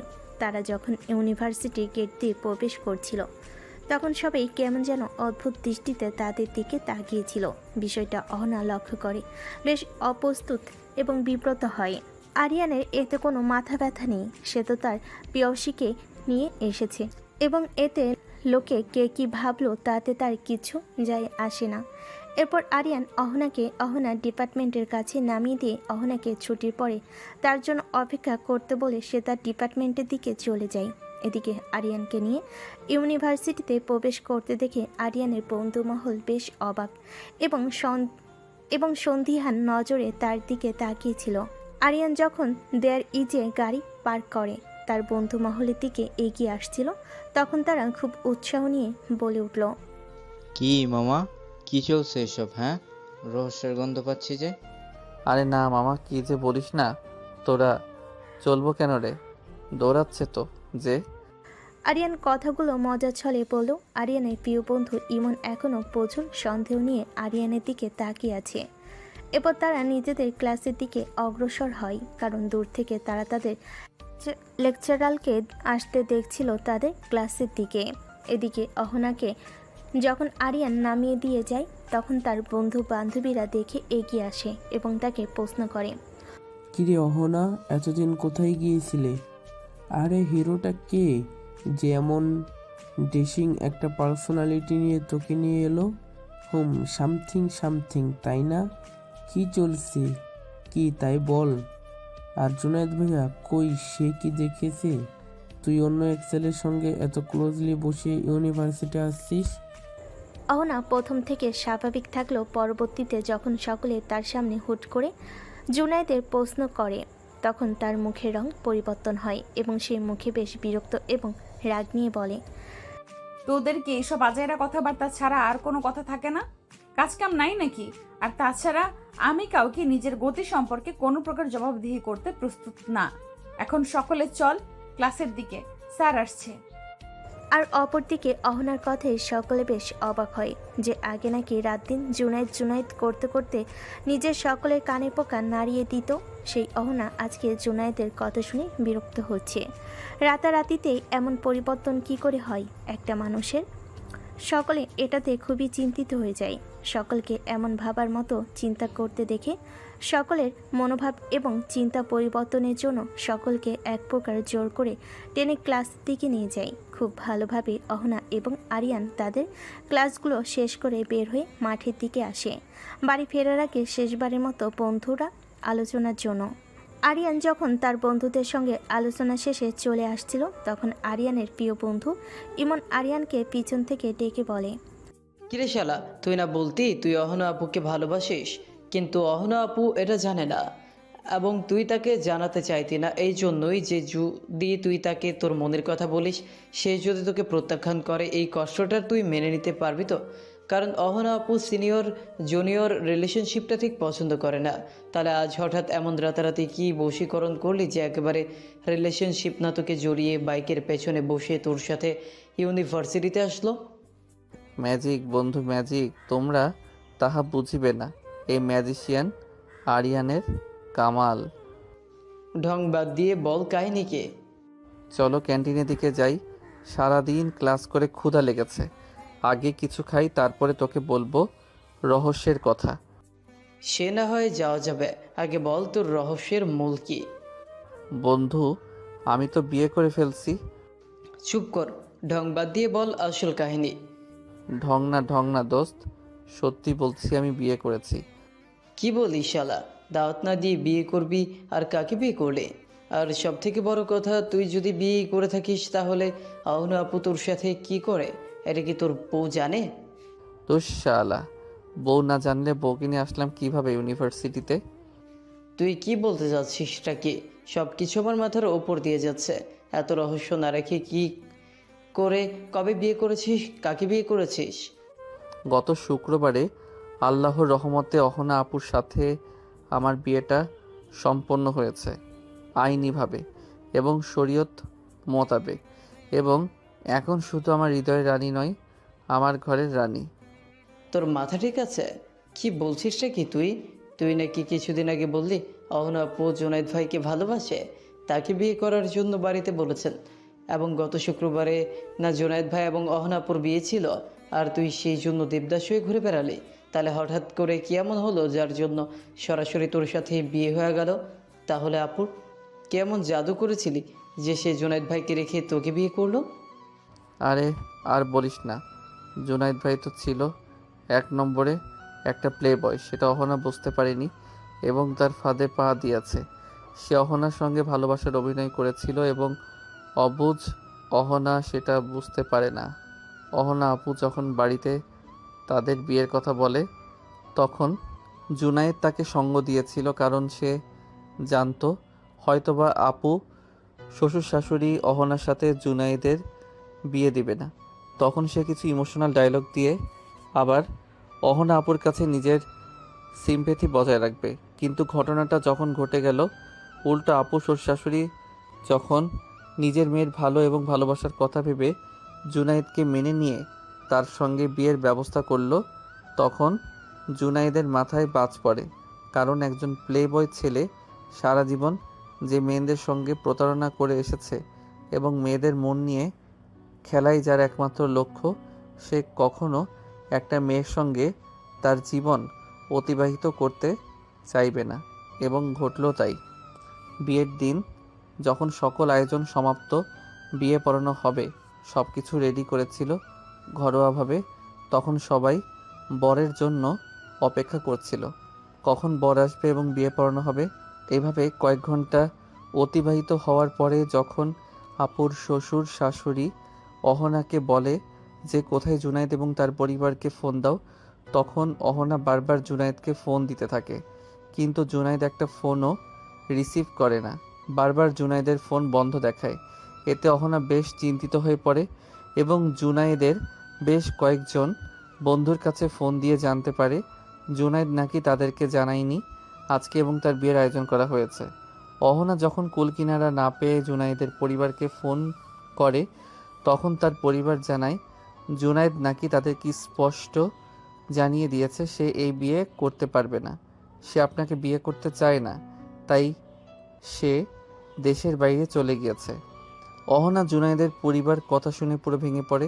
অহনার এই বিধ্বস্ত অবস্থা দেখে দুলাভাই এবং আঙ্কেল যখন অহনাকে জোর করে কি হয়েছে বলার জন্য, তখন অহনা অনেক কান্না করে, তার ভাই এবং বাবাকে জড়িয়ে ধরে এবং পুরো ঘটনা খুলে বলে। পুরো ঘটনা শোনার পরে আঙ্কেল পুরো ভেঙে পড়ে এবং অসুস্থ হয়ে যায় এক প্রকার। আর এদিকে তার ভাই তো রেগে আগুন, তার কলিজার টুকরা আদরের ছোট বোনকে যে এইভাবে অন্যায়ভাবে কান্না করিয়েছে এবং যার জন্য তার বাবা আজকে অসুস্থ, তাকে সে ধ্বংস না করে ছাড়বে না। এই জন্য সে জুনায়েদের খোঁজ লাগে এবং জানতে পারে জুনায়েদ অন্য একটা মেয়েকে নিয়ে দেশের বাইরে গিয়েছে এবং এটা নাকি জুনায়েদের স্বভাব, এক এক দিন এক এক মেয়ের সঙ্গে সম্পর্ক কন্টিনিউ করা। এরপর যখন আঙ্কেল হঠাৎ করে অসুস্থ হয়ে পড়ে, তখন আঙ্কেলের মতো এমন কঠিন ব্যক্তিত্বের মানুষকে এতটা হতাশ হতে দেখে আমার বাবা আঙ্কেলের কাছে এগিয়ে যায় এবং তাকে পুরো সান্ত্বনা দিতে থাকে। কিন্তু যখন আঙ্কেল পুরো ভেঙে পড়ে, আব্বুর হাত ধরে এক প্রকার কান্না করে দেয়। তখন আব্বু বলে আমার সঙ্গে অহনার বিয়ে দিবে যদি কারো কোনো আপত্তি না থাকে। প্রথম দিকে বেশ প্রতিবন্ধকতা এসেছিল যে আমি অহনা ছোট, অহনা আমার থেকে বড়, এটা নিয়ে অনেক কথা হয়েছিল, কিন্তু সকল কথাকে উপেক্ষা করে আমাদের দুই পরিবার আমাদের সম্পর্কটা মেনে নেয় এবং আমাদের বিয়ের জন্য বলে। ইমন এতক্ষণ খুব ধৈর্য সহকারে এবং মনোযোগ সহকারে আরিয়ানের সমস্ত কথা শুনছিল এবং তার সমস্ত কথা শোনার পরে সে বিস্ময় পুরো অবাক হয়ে আরিয়ানের দিকে তাকায় এবং বোকা স্বরে বলল, অহনা আপু রাজি হলো তোকে বিয়ে করতে? সে কি আর সহজে রাজি হয় রে বন্ধু? সে প্রথমে বলেছিল সে বিয়ে করতে চায় না, কিন্তু পরে যখন আঙ্কেল হঠাৎ করে অসুস্থ হয়ে পড়ে, তখন বাবাকে বাঁচানোর জন্য, বাবার সম্মান বাঁচানোর জন্য এবং নিজের ভুল শুধরানোর জন্য সে রাজি হয়ে যায়। তবে যাই বল বন্ধু, আল্লাহ কিন্তু তোর কপাল তৈরি করেছে। একটা খেতে গেলি ক্রাশের বিয়ে, অথচ ক্রাশকে বউ করে নিয়ে চলে এলি। বাহ, পুরো সিনেমার কাহিনী হয়ে গেছে। তা বন্ধু, বিয়ে তো খাওয়ালি, মিষ্টি না খাইয়ে এখন কি কিছু ট্রিট পাবো? আরে কেন পাবি না, 100 বার পাবি, 10টা না 5টা। তুই আমার একমাত্র কলিজার বন্ধু, তোকে খাওয়াবো না তো খাওয়াবো কাকে? চল যাই ক্যান্টিনের দিকে। এরপর আরিয়ান এবং ইমন দুজনেই ক্যান্টনমেন্টের উদ্দেশ্যে এগিয়ে যায়। আরিয়ান এবং দুজনে ক্যান্টিনে গিয়ে দেখে ক্যান্টিনের একপাশে অহনা এবং তার ফ্রেন্ডরা মিলে আড্ডা দিচ্ছে। ইমন দূর থেকে অহনা এবং তার ফ্রেন্ড সার্কেলকে লক্ষ্য করে আরিয়ানকে বলল, মামা দেখ, এটা মামি না? আরিয়ান এক পলক ইমনের দেওয়া ইশারার দিকে লক্ষ্য করে দেখে সত্যি সত্যি অহনা এবং তার ফ্রেন্ডরা মিলে আড্ডা দিচ্ছে। এরপর আরিয়ান ইমনকে নিয়ে ঠিক অহনার বিপরীত মুখে টেবিলে গিয়ে বসে এবং সে বারবার অহনাকে লক্ষ্য করছিল। মেয়েটা বাসি কেমন গম্ভীর এবং বিরক্তটা শুধু তার সাথে, কিন্তু তার বাবা মায়ের সঙ্গে যেমন হাসি খুশি একটা ফ্রেশ মনে মানুষ, ঠিক তেমনি বন্ধুদের সাথেও খুব হাসি খুশি এবং প্রেসম্যানের একজন মানুষ। কি নিষ্পাপ লাগছে তাকে এখন এই হাসি খুশি দেখতে। এরপর ইমন আরিয়ানকে উদ্দেশ্য করে বলে, কিরে তুই এখানে এসে বসলি যে? তোর বউখানে তুই এখানে বউর কাছে যাবি না? আরিয়ান মনে মনে ভাবছিল এই মেয়েটা সবার সঙ্গে এমন সহজ এবং নিষ্পাপ, তাহলে তার সঙ্গে কেন এত গভীর? কেন তাকে বারবার উপেক্ষা করে? কেন তার মনের ভাব বুঝতে চায় না? যেন তাকে বুঝতে চায় না কেন তার ভালোবাসাকে? আরিয়ান মনে মনে এসবই ভাবছিল, কিন্তু হঠাৎ এমন প্রশ্নে বেশ বিরক্ত হয়ে পড়ল। বিয়ে করলে কি সবসময় বউয়ের আঁচল ধরে থাকতে হবে নাকি? আরিয়ানের কথাই ইমন বেশ বিরক্ত ভাব নিয়ে আরিয়ানকে বলল, দেখি আরিয়ান বাবা, এটা কে বলছে যে ছেলে বিয়ের আগে কত কিছু করতো একবার দেখার জন্য, আর সেরকম অধিকার পেয়েছে তাকে দেখার, তার সাথে কথা বলার? এই আরিয়ান কিনা এখন বলছে বউর আঁচল ধরে ঘুরবে না? আমি জেগে থেকে স্বপ্ন দেখছি না তো? এসব বলে ইমন ঢং করে নিজের হাতে চিমটি কাটার ভান করে বলল, আমি স্বপ্ন দেখছি না, এটা সত্যি। আমি আর কি হয়েছে বাবা তোমার? বিয়ের পরে এখন কি আর বলতে ভালো লাগে না নাকি? প্রথম রাতেই বউ এমন ডোজ দিয়েছে যে মান-সম্মানের ভয়ে আর কাছে যেতেই পারছো না। ইমনের এমন উদ্ভট কথা শুনে আরিয়ান যুগান্তরাল হতে পারে এবং সেই ব্যক্তিটা আছে। ওই বিরক্তিটা এবার রাগে পরিণত হয় এবং সে ইমনকে মারার বাহানায় করে উঠলেই তার হাতে লেগে একটা গ্লাস মাটিতে পড়ে যায় এবং সজোরে শব্দ হয়, ভেঙে যায় এবং ক্যান্টিনে যত মানুষ ছিল সবাই তাদের দিকে নজর করে। সাথে অহনা এবং বন্ধু মহলও তাদের দিকে লক্ষ্য করে। সকলেই যখন অবাক হয়ে আরিয়ান এবং ইমনের দিকে তাকায় তখন ইমনও আর নিজেও অপরিচিত হয়ে সকলের থেকে নজর লুকাতে হঠাৎ আরিয়ানের নজর আটকে যায়। অহনা কেমন করে যেন আরিয়ানের দিকে তাকিয়ে আছে। এবার পরিস্থিতি সামাল দিতেই আরিয়ান উঠে গিয়ে অহনার সামনে দাঁড়ায় এবং বলে, অহনা চলো, বাড়ি যেতে হবে। তুই চলে যেতে পারিস, আমার বাড়ি যেতে দেরি হবে, আমি এখন বাড়িতে যাব না। অহনা, তুমি হয়তো ভুলে যাচ্ছ, বাবা সকালে কি বলে দিয়েছে। তিনি বলেছে প্রতিদিন তোমাকে নিয়ে যেতে এবং নিয়ে আসতে, তাই বেশি জিদ করো না, চলো আমাদেরকে বাড়ি ফিরতে হবে। অহনা এবার বেশ বিরক্ত হয়ে কোনো কিছু না ভেবে সকলের সামনে উঠে আরিয়ানের গালে একটা সজোরে চড় মারে এবং রাগে গজগজ করতে করতে বলে সে, এই ছেলে, এই তো সমস্যা কি? তোকে বলেছি না আমি এখন বাড়ি যাব না, তাহলে কেন বারবার তুই আমাকে বিরক্ত করছিস? আরিয়ান বেশ অবাক হয়ে অহনার দিকে কিছুক্ষণ চেয়ে থেকে এরপর আশেপাশে নজর ঘুরিয়ে দেখে সকলে তাকে দেখে হাসছে। এতে আরিয়ান বেশ অপমানিত বোধ করে এবং সে আর কাউকে কিছু না বলে মাথা নিচু করে সেখান থেকে বেরিয়ে যায় এবং ইমন আরিয়ানের পিছনে তাকে ডাকতে ডাকতে যায়, কিন্তু আরিয়ানের জন্য কোনো কথাই তার কানে যাচ্ছে না। এতদিন অহনা আরিয়ানকে অনেকভাবে অপমান করেছে, কিন্তু কখনো আরিয়ানের এতটা খারাপ লাগেনি। কিন্তু আজকে অহনা যেটা করেছে তার জন্য আরিয়ান মনে মনে ভীষণ কষ্ট পেয়েছে। আরিয়ান মনে মনে ভাবে সে কি সত্যি অনেক বেশি বেশি করে ফেলেছে? সে কি সত্যি সত্যি অহনাকে খুব বেশি বিরক্ত করে ফেলেছে? এভাবে সে ভাবছিল এবং তার চোখ দিয়ে কয়েক ফোঁটা নোনা জল গড়িয়ে পড়ে রাগে অপমানে। কিন্তু এদিকে অহনা আরিয়ানকে রাগের কারণবশত চর মেরে দিল। পরবর্তীতে ওর জন্য মনে মনে তার ভীষণ খারাপ লাগে, কারণ আরিয়ান তো ভুল কিছু করেনি। সকলেই তো সত্যি সত্যি আরিয়ানের বাবা তাদের দুজনকে একসাথে ইউনিভার্সিটিতে যাও আসা করার জন্য বলেছিল। সে তো শুধুমাত্র তার দায়িত্ব পালন করতে চেয়েছিল, কিন্তু অহনা এটা কি করলো? অহনা যখন মনে মনে অপরাধ বোধে ভুগছিল এবং এসব ভাবছিল, ঠিক তখনই অহনার বান্ধবী লিজা সামনের দিকে এগিয়ে আসে এবং অহনার কাঁধে হাত রাখে। এতে অহনা বাস্তব জগতে ফিরে আসে কল্পনার জগৎ থেকে। অহনা, ছেলেটা কে রে? আগে তো কখনো তোর সাথে দেখিনি। হ্যাঁ, বেশ কয়েকবার আমাদের ক্যাম্পাসে দেখেছি, কিন্তু তোর সাথে কখনো দেখিনি। তুই কি ছেলেটাকে চিনিস? আর ওই ছেলে তোকে বাসায় যাওয়ার কথা বললো কেন? কিছু তো বুঝলাম না। কবে থেকে তোরা একসাথে যাতায়াত করিস? আর তোরা কি একই বাড়িতে থাকিস নাকি? ও যে বললো ওর বাবা তোদের একসঙ্গে যেতে বলেছে। না, তেমন কিছু না। ও আমার ভাবের ছোট ভাই, আর ওকে এই ক্যাম্পাস দেখাতেই নিয়ে এসেছি, কারণ ও অনার্স 2য় বর্ষের ছাত্র, কেমিস্ট্রি ডিপার্টমেন্টের। তাহলে তুই হঠাৎ তোকে চর মারতে গেলি কেন? আর তোর যে এত হ্যান্ডসাম একটা বেয়াই আছে, আগে তো বলিসনি কেন? আগে বললে কি হতো? না, তেমন কিছু না। তোর বেয়াই মানে তো আমাদেরও বেয়াই লাগে, তাই না? সো এত হ্যান্ডসাম একটা বেয়াই থাকলে কে বা পরিচিত না হয়ে থাকতে পারবে বল? আর তুই ছেলেটাকে হঠাৎ করে মারলি কেন? তুই না গেলে বলতি, আমি ওকে বলতাম আমাকে লিফট দিতে। অহনা এতক্ষণ চুপচাপ লিজার কথা শুনলেও লিজার বলা শেষ কথাগুলো যেন সূচের মতো তার কানে প্রবেশ করে। অহনা লিজার দিকে তাকিয়ে দেখে লিজা কেমন একটা অদ্ভুত করে যেন হাসছে, যেটা অহনার একদম পছন্দ হয়নি। আর তাছাড়া লিজার বলা প্রতিটা কথার মধ্যে যে সে কিছু ইঙ্গিত দিচ্ছে, এটাও অহনার বুঝতে আর বাকি রইল না। লিজার আরিয়ানের দিকে এমন চোখে তাকিয়ে থাকা এবং আরিয়ানকে নিয়ে এসব কথাবার্তা বলে অহনার একদম ভালো লাগেনি। কেন লাগেনি, কিসের জন্য লাগেনি, এটা অহনা নিজেও জানে না, কিন্তু এটা যে অহনার ভালো লাগেনি শুধু এইটুকুই জানে অহনা। আরিয়ানের দিকে অন্য মেয়েরা কেন এমন চোখে তাকাবে, তাকে নিয়ে কেনই বা এমন কথা বলবে। হঠাৎ কিছু একটা মাথায় আসেই অহনা মনে মনে বলে, ওকে নিয়ে কে কি ভাবলো কে কি বললো এতে আমার কি, আমি কি সব ভাবছি, এটা তো আমার কিছু যায় আসে না।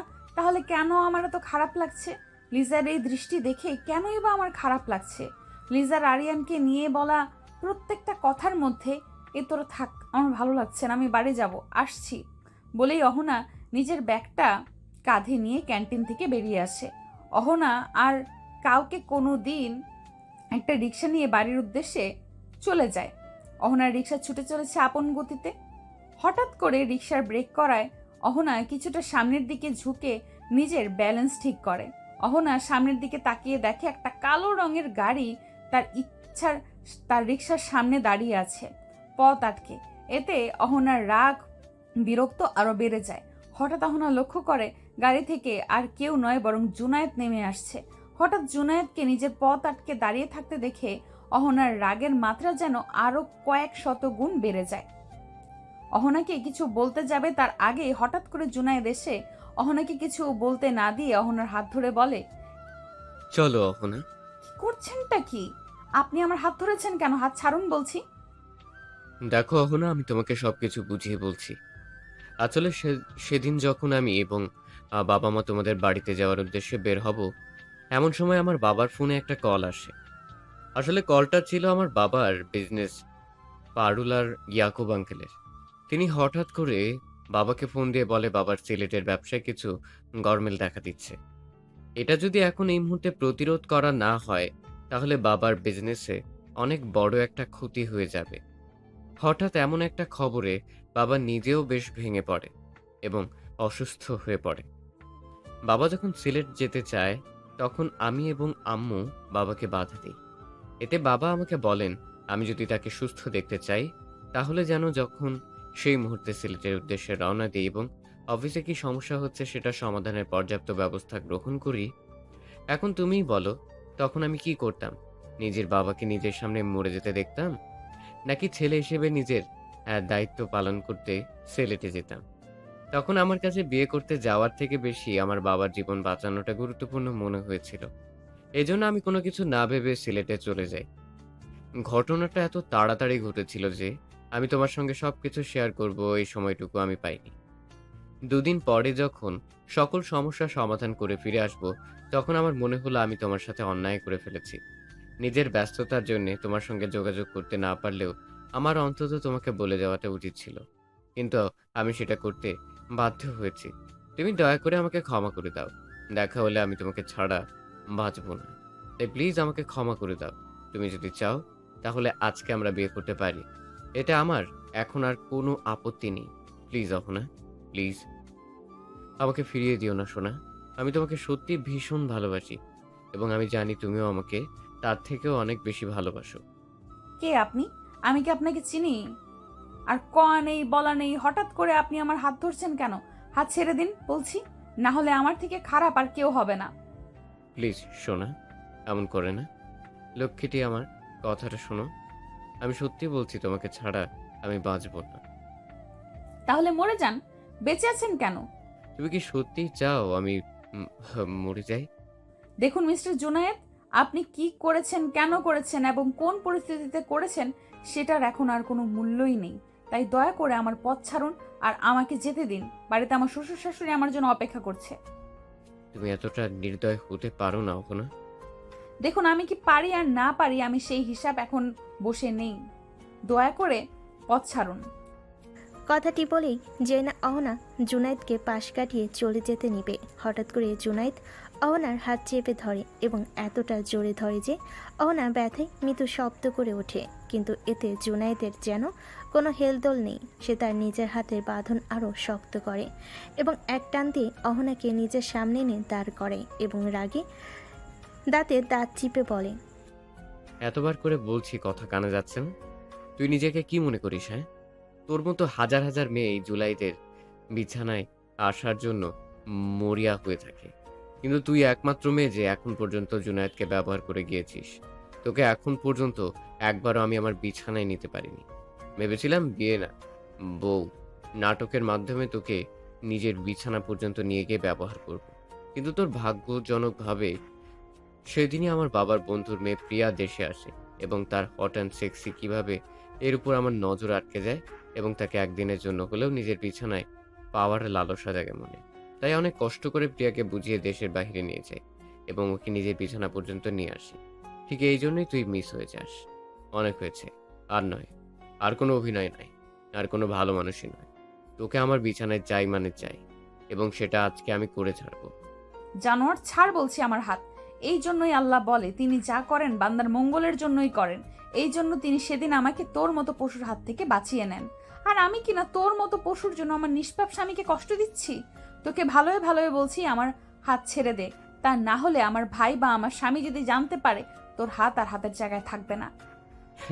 করেছিস তো বিয়ে, বাচ্চা একটা ছেলেকে। তোর ওই বাচ্চা জামাই কি করবে আমার? আচ্ছা, আমার কথা বাদই দিলাম, তোরই বা কি করবে? তবে বিশ্বাস কর, সে কিছু না পারলেও আমি অনেক কিছু করতে পারবো। জোনায়েদের এমন নোংরা ইঙ্গিতে কথা বলেই অহনা চোখ মুখ কুঁচকে বন্ধ করে ফেলে।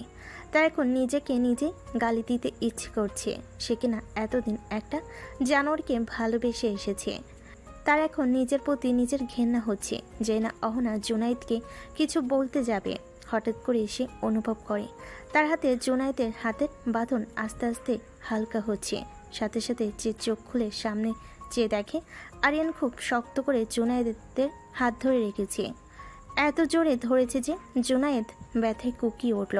হঠাৎ অহনা লক্ষ্য করে দেখল আরিয়ানের চোখ মুখ লাল হয়ে আছে, যেন জ্বলন্ত আগ্নেয় লাভা।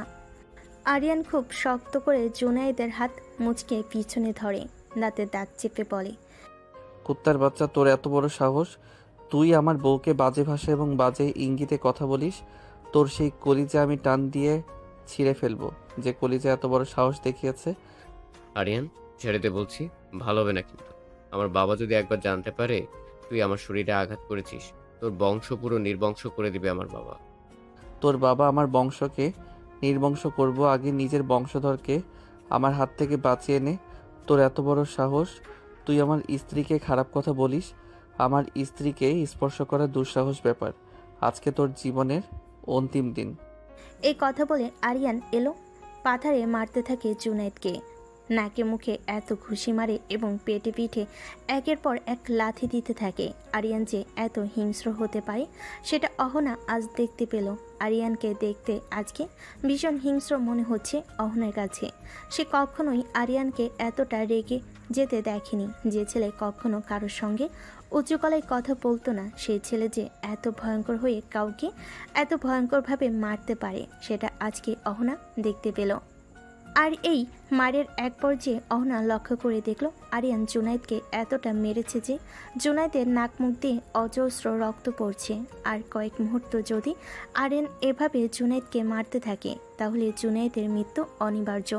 তাই অহনা আর দেরি না করে দ্রুত গতিতে আরিয়ানের কাছে এগিয়ে যায় এবং আরিয়ানকে থামাতে চায়। অহনা দ্রুত গিয়ে আরিয়ানের হাত ধরে ফেলে। এতে আরিয়ান আরও ভয়ঙ্কর হিংস্রভাবে অহনার দিকে তাকালে অহনা বেশ খানিকটা ঘাবড়ে যায়, কারণ সে এই ভয়ঙ্কর রূপ সে এর আগে কখনো দেখেনি। তাই আজকের আরিয়ানকে এভাবে দেখে তার নিজেরও ভীষণ ভয় করছে। কিন্তু এরপরে সে নিজের ভয়টাকে নিজের মধ্যে দাবিয়ে রেখে আরিয়ানের হাত ধরে আরিয়ানকে বারবার থামিয়ে দেয় এবং কোন স্বরে বারবার বলতে থাকে, আরিয়ান প্লিজ ছেড়ে দাও ওকে, ও মরে যাবে তো। অহনার কথাই আরিয়ান আরও রেগে যায় এবং জুনায়েদকে আধামারা করে রাস্তায় ফেলে রেখে দ্রুত গতিতে অহনার দুই বাহু খুব শক্ত করে ধরে এবং জোরালো গলায় বলে, কেন কষ্ট হচ্ছে নাকি নিজের প্রেমিককে এভাবে মায়ের খেতে দেখে? আরিয়ান, ব্যথা লাগছে আমার। আমি ধরলে ব্যথা লাগে, আমি ধরলে খারাপ লাগে, আমি ধরলে কষ্ট লাগে, তাই না? আর এই কুত্তা যখন স্পর্শ করেছিল কোথায় যেন করছিল, এখানে তাই না? না, আমি কি এখানে? তখন তো আপনার কোনো কষ্ট হয়নি, তখন তো দিব্যি সেগুলো উপভোগ করছিলেন। ছি আরিয়ান, কি ভুল সেটা। এগুলো তুমি কেন শুনতে খারাপ লাগছে? খুব খারাপ লাগছে তাই না? কিন্তু যখন এগুলো ঘটছিল তখন তো খারাপ লাগেনি, তাহলে এখন কেন বাঁচাতে চান তাকে? নাকি এখনও অনেক ভালোবাসা বাকি আছে যা খুব উতলে পড়তেছে, তাই না? আসলে আপনাদের মতো মেয়েরা এদের মতো জানোয়ারদের ডিজার্ভ করে। আপনারা কখনো কারো ভালোবাসার ডিজার্ভ করেন না। আমি আপনার আশেপাশে আসলে আপনার যেমন কষ্ট হয়, ঠিক তেমনি যখন আপনি এই জানোয়ারের বাচ্চার সঙ্গে আমার সামনে ডলাডলি করে বেড়াইতে, ঠিক তার চেয়ে কয়েক হাজার গুণ বেশি কষ্ট বুকের এইখানটাই হতো। কিন্তু কখনো বলতে পারিনি এই ভেবে, যদি আপনি মেনে না নেন আর কখনো আমাদের বাড়িতে না আসে, তাহলে যে আমি আপনাকে চোখের দেখা পাওয়ার দেখতে পারবো না। আমি যে বড্ড ভালোবাসি আপনাকে, কিন্তু আপনি সারা জীবন শুধু ইচ্ছে করে দূরে সরিয়ে রেখেছে। আর কথায় কথায় বাচ্চা বলেন না, ছোট বলেন না। কত ছোট আমি আপনার, খুব জোর করে 2 বছরের, এর থেকে তো মনে হয় না বেশি হবে। কিন্তু খোঁজ নিয়ে দেখেন, পৃথিবীতে এমন অনেক দম্পতি আছে যাদের বয়সের ডিফারেন্স অনেক বেশি, কিন্তু তারা কি সংসার করছে না? তারা কি নিজেদের ভালোবাসছে না? কিন্তু না, আমি যখনই আপনার কাছে ভালোবাসার পাগল হয়ে গিয়েছি, ততবারই আপনি আমাকে দূরে সরিয়ে দিয়েছেন, অপমান করেছেন, অবজ্ঞা করেছেন। আমাদের প্রিয় নবী হজরত মুহাম্মদ সাল্লাল্লাহু আলাইহি ওয়াসাল্লাম যখন হজরত খাদিজা রাদিয়াল্লাহু তাআলা আনহুরকে বিয়ে করেছিলেন, তাদের বয়সের পার্থক্যটা একটু জেনে নেবেন। তাহলে কেন আজকে আমাকে ভালোবাসতে পারবে না? কেন আপনি আমাকে মেনে নিতে পারেন না? কেন আপনি আমাকে বারবার দূরে সরিয়ে দিয়েছেন? অনেক হয়েছে, আর না, আমি আর আসবো না আপনার কাছে ভালোবাসার দাবি নিয়ে। আর কখনো করব না বিরক্ত, আপনাকে কথা দিলাম। কিন্তু বিশ্বাস করুন, এই দিনটার জন্য আপনি পস্তাবেন, খুব বেশি করে পস্তাবেন। এবং সেই দিন আর বেশি না দূরে নেই, যেদিন আপনি নিজেই আমার ভালোবাসা পাওয়ার জন্য ভিক্ষা চাইবে, কাঙাল হয়ে আমার কাছে আসবে, যেমনটা এখন আমি এসেছি আপনাকে কাছে আপনার কাছে বারবার, কিন্তু বারবার আপনি আমাকে প্রত্যাখ্যান করেছেন। কথাগুলো বলে আরিয়ান অহনাকে মৃদু ধাক্কা দিয়ে নিজের থেকে দূরে সরিয়ে দিয়ে উঠে দাঁড়ায় এবং টালমাটাল পায়ে এগিয়ে যেতে থাকে সামনের দিকে। পিছন থেকে অহনা যে তাকে কয়েকবার ডেকেছে, সেটা তার কান পর্যন্ত হয়তো বা পৌঁছায়নি, হয়তো বা পৌঁছেছে, কিন্তু সে উপেক্ষা করেছে। পরিস্থিতি বেসামাল দেখে ইমন দৌড়ে আবার আরিয়ানের পিছনে। মূলত তখন সে আরিয়ানের পিছনে পিছনে গিয়ে আরিয়ানকে অনেক বুঝিয়ে শান্ত করে নিয়ে রাস্তা দিয়ে বাড়ি ফিরছিল, কিন্তু হঠাৎ দেখে রাস্তার মাঝে একটা ছেলে একটা মেয়ের হাত ধরে তাকেই বিরক্ত করছে। বিষয়টা তারা প্রথমে স্বাভাবিকভাবে নিল, পরবর্তীতে স্বাভাবিকভাবে সামনে এগিয়ে আসে মেয়েটিকে সাহায্য করার জন্য। কিন্তু যখন আরিয়ান সামনের দিকে এসে দেখে মেয়েটি আর কেউ না, তারই প্রেয়সী, তারই ভালোবাসার মানুষ, তখন তার রাগে নিজের কপালের রগগুলো ফুলে যায় এবং সে দেরি না করে দ্রুত অহনাকে সাহায্য করার জন্য এবং জুনায়েদকে শাস্তি দেওয়ার জন্য সামনের দিকে এগিয়ে যায়। এই ঘটনায় অনেক দিন পেরিয়ে যায়। সেদিনের পর থেকে আরিয়ান পুরোপুরি অহনাকে উপেক্ষা করে চলে। সে আর অপ্রয়োজনে কখনো বিরক্ত করে না অহনাকে। সেই ঘটনার পর থেকে আরিয়ান এখন পর্যন্ত রাতে ঘুমালে কখনো আর অহনাকে বিরক্ত করে না। সে নিজেই এখন আর রুমে আসে না। কোথায় থাকে অহনা নিজেও জানে না। সে কয়েকবার খোঁজ নেওয়ার চেষ্টা করেছে, কিন্তু জানতে পারেনি এখন আরিয়ান কোথায় থাকে। সে অনেকবার চেষ্টা করেছে আরিয়ানের সঙ্গে কথা বলার, কিন্তু আরিয়ান তাকে সে সুযোগ আর দেয়নি। এজন্য অহনা নিজেও এখন বেশ মন খারাপ করে থাকে। কেন জানি না তার মনের মধ্যে একটা শূন্যতা কাজ করে। আর আরিয়ান কখন বাড়িতে আসে, কখন যায়, সেটা অহনা কখনো বুঝতে পারে না, কারণ আরিয়ান আর তার সামনেই আসে না। অহনা অনেকবার চেষ্টা করেছে জানার, কিন্তু সে জানতে পারেনি। সে তার শাশুড়িকে কয়েকবার জিজ্ঞেস করেছে, কিন্তু সেখান থেকে ফলস্বরূপ কোনো উত্তর পায়নি। তার জন্য সে আর নিজেও তার শাশুড়িকে কিছু বলেনি। এরপর যদি তার শাশুড়ি তাকে প্রশ্ন করে তাদের মধ্যে কোনো সমস্যা হচ্ছে কিনা বা কিছু হয়েছে কিনা, কেনই বা এই দূরত্ব, বা কেনই অহনা আরিয়ানের খবর জানে না, এ বিষয়ে যদি প্রশ্ন করে তাহলে ও কি উত্তর দিবে তা অহনার জানা নেই। এজন্য সে তার শাশুড়ির সঙ্গে এ বিষয় নিয়ে কথা বলে না। তবে সে নিজের মতো করে চেষ্টা করেছে, কিন্তু প্রতিবারই ব্যর্থ হয়েছে। এখন অহনার নিজেকেই বেশ খারাপ লাগে, কিন্তু কেন সে তা জানে না। সে তো এটাই চেয়েছিল যেন আরিয়ান তার সামনে না আসে, তাকে বিরক্ত না করে।